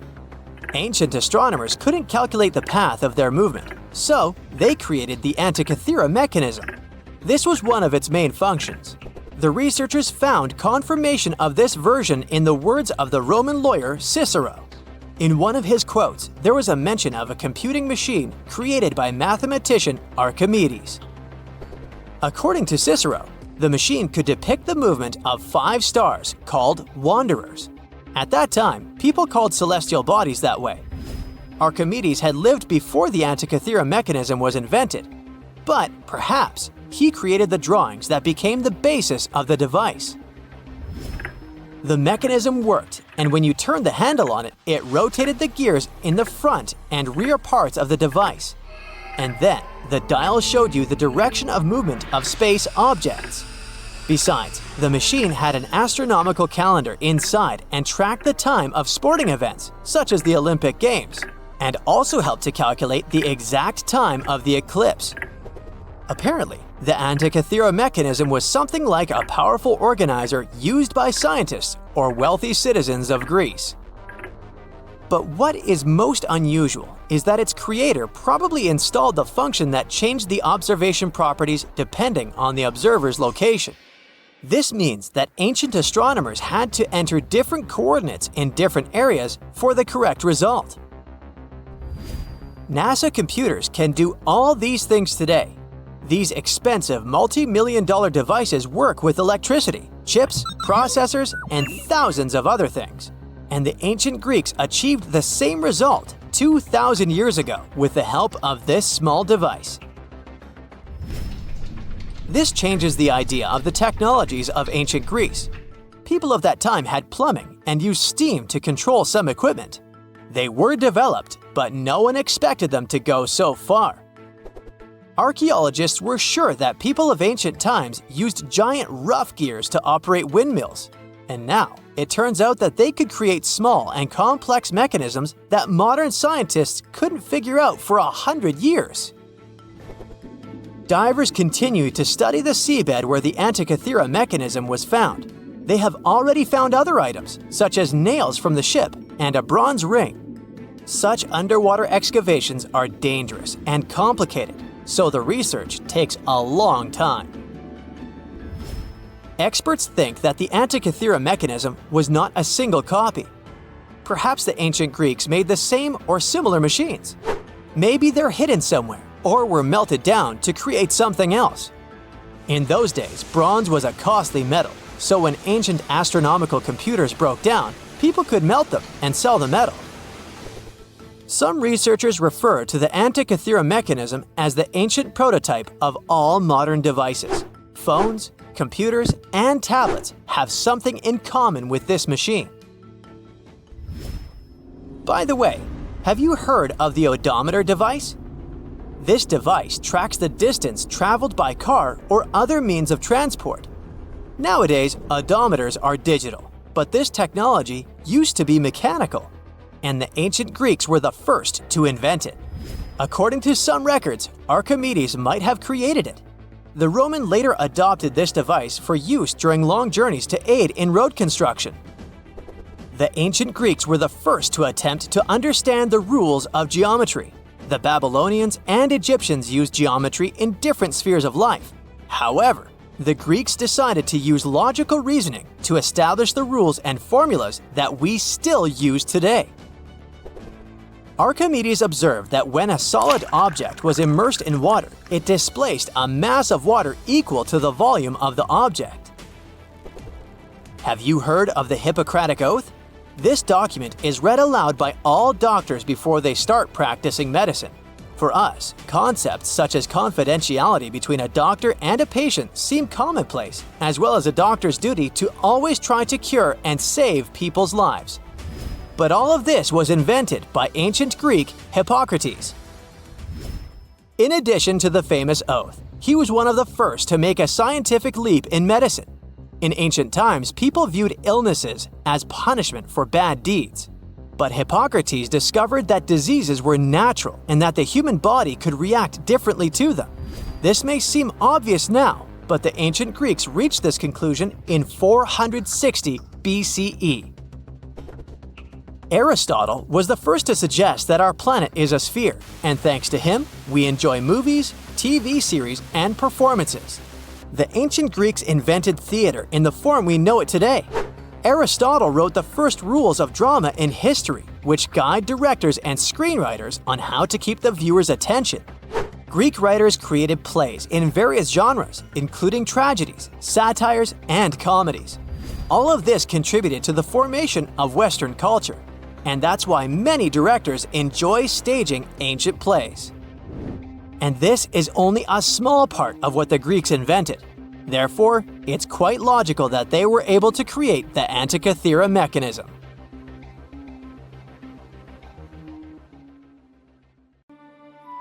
Once upon a time, there was a lighthouse so tall that you could spot its beam from 30 miles away. A mysterious tower that was the symbol of wealth and engineering genius, made with stones so giant and heavy that it still makes us gasp. How did they do that? It has survived earthquakes, one after another, until it finally crumbled in the 14th century. Fast forward to today, and archaeologists have just hauled 22 of its colossal blocks off the seafloor. They're putting the tower back together, to be once again admired and explored, but not how you might imagine. The Lighthouse of Alexandria wasn't just a lighthouse, it was the lighthouse of ancient civilizations, one of the longest-standing world wonders. Built around 280 BCE on a tiny island called Pharos, it reached about 330 feet up in the sky. For comparison, that's taller than the Statue of Liberty or Big Ben. Now, keep in mind that this was before cranes, steel beams, or gym enthusiasts, and it becomes awe-inspiring. For sailors, spotting that gleaming tower was like finally seeing your exit sign after hours of driving on the world's most dangerous highway. The lighthouse was a sight for sore eyes because legend says the waters around Pharos were tricky, full of hidden reefs that could smash ships to pieces. Old sources claim it took about 12 years to build, with a price tag being around 800 Athenian talents of silver, which is an ancient unit of weight close to 57 pounds. That means someone had to haul chests holding 23 tons of coins, without a forklift, most likely across the sea. Wow! The lighthouse was so impressive that the word Pharos ended up being used for lighthouses in a bunch of different languages. The structure had a cool three-tier design. It was square at the bottom, octagonal in the middle, and cylindrical on top. On its top, it had a statue, most likely of Zeus or Poseidon. The lighthouse's white limestone exterior was polished with a sun-catching plaster, so it gleamed like a beacon even without fire. At night, things were different. Wood was hard to come by in Egypt, so the fire on top may have been fed with bundles of papyrus roots or even naphtha for a brighter flame. Whatever the fuel, its glow was boosted by a massive polished bronze mirror. Now, bronze mirrors were common back then. It wasn't until the Renaissance, way long after the Pharos had crumbled, that glass-coated mirrors became standard in European lighthouses. During the day, the same mirror could reflect sunlight, and the tower's bright white silhouette, along with the smoke curling up from the fire, would help sailors find their way. Alexandria was one of the biggest ports in the ancient world, filled with merchants, travelers, and messengers, and the lighthouse was its landmark. Now, fun fact, if you're a fan of the Song of Ice and Fire universe, it certainly popped into your mind when reading about the High Tower of Old Town. Some fans speculate that not just the fictional lighthouse, but also the city itself, was directly inspired by Alexandria. And George R.R. Martin's love for ancient wonders doesn't stop there. There's also the Titan of Bravos, and the beloved author confirmed the intentional parallel to the imposing Colossus of Rhodes. For over 1,600 years, the lighthouse stood high against time, storms, wars, and intrigues, just like in the Game of Thrones. But it was finally defeated by nature itself. Sadly, a few major earthquakes during the 14th century brought it down, scattering its massive stones across the seabed. For over 5 centuries, the remains of the lighthouse just sat there under the waves, basically turning into an underwater rock garden. Divers knew about them, but hauling up 60-ton blocks from the sea is a job for a superhero, or a super powerful crane. And, until recently, it was a lot safer to leave them where they were. Alexandria is still, to this day, a busy harbor, and isn't exactly the easiest place for delicate archaeology. In the 1990s, archaeologists started mapping the whole area around Pharos Island. What they found was precision-cut limestone and granite blocks, some still showing carved edges. Over time, more than 100 massive pieces were cataloged, including chunks of columns, statues, and giant building blocks that could only have come from the lighthouse. Finally, in 2025, Egyptian and French teams joined up and brought that super crane along with a team of divers. In a carefully planned operation, they brought up 22 giant slabs from the seabed. There were parts like door lintels, threshold slabs, and a mysterious pylon, speculated to be some kind of monument. Some of those blocks weigh 70 to 80 tons, which is the weight of 20 African elephants. Those giant boulders are on dry land for the first time in over 600 years. But what happens now? Are researchers really about to rebuild the lighthouse like a giant Lego set? Not quite. You can't just stack century-old blocks like that. For starters, no one's 100% sure what the Lighthouse of Alexandria really looked like. Yeah, we've got drawings and clues, most famously, the tiny images stamped into Roman coins from Alexandria. But they're more like an artist's quick sketch, not quite the blueprints for recreating something down to the last detail. And then there's the missing pieces problem. Those recovered stones are just a fraction of the original structure. Over the centuries, much of the lighthouse's material was repurposed. In fact, the spot where the lighthouse used to stand is now home to the Citadel of Qaitbay, a fortress built right on its old foundations. The fort is not just a symbol of the past, but also a tourist attraction and a recognizable Alexandrian landmark. So, no, Alexandria isn't about to get its legendary tower back. At least not in that way. Instead, these newly recovered stoneworks are headed for conservation labs to be studied. Specialists will clean, stabilize, and document every carved groove and chisel mark. Later, they're likely to head to a museum. After all, it's part of the national treasure. However, that's not the end of the story. We still have the technology on our side that promises a fully recreated and explorable lighthouse, just like it was all those centuries ago. The entire endeavor is called the Pharos Project, and its mission is to turn those hauled massive stones, lintels, thresholds, base slabs, and even a mystery pylon into a complete walk-through digital twin of the Lighthouse of Alexandria. Each piece is getting high-resolution 3D scanning, joining more than 100 fragments already recorded underwater. The goal isn't just a research. The Pharos Project aims to bring back the lighthouse's original look and feel and turn it into a museum. 330-foot-tall structures often have a lot of stairs, and virtual reality is going to be far less painful for my old feet. Museum visitors could walk around its base in augmented reality, while researchers could use the model to test new theories about its structure and function. Hopefully, we'll be able to customize our own atmosphere, dim the lights, and examine the walls just like in a video game. Maybe they'll render pigeons and seagulls to make it even more authentic. We still don't have many details, but the entire thing is being recorded and will be made into a documentary. While we don't have booths to time travel, talented designers can bring the past back to the present. They just need the correct concept art. Sure, nowadays you can recreate almost everything in 3D, but the point here is the authenticity, to put it back together exactly how it was. This is what the Project Pharos wants to achieve. Maybe one day, every ancient world wonder will end up being recreated in a similar way. But there's no reason to stop there. Virtual tourism can save time and money, and while nothing can replace the real experience, visiting authentic locations recreated in virtual reality may be the next best option. Locals are already excited. The Citadel of Quake is already drawing people, but now Alexandria is about to get the first digital tourist attraction.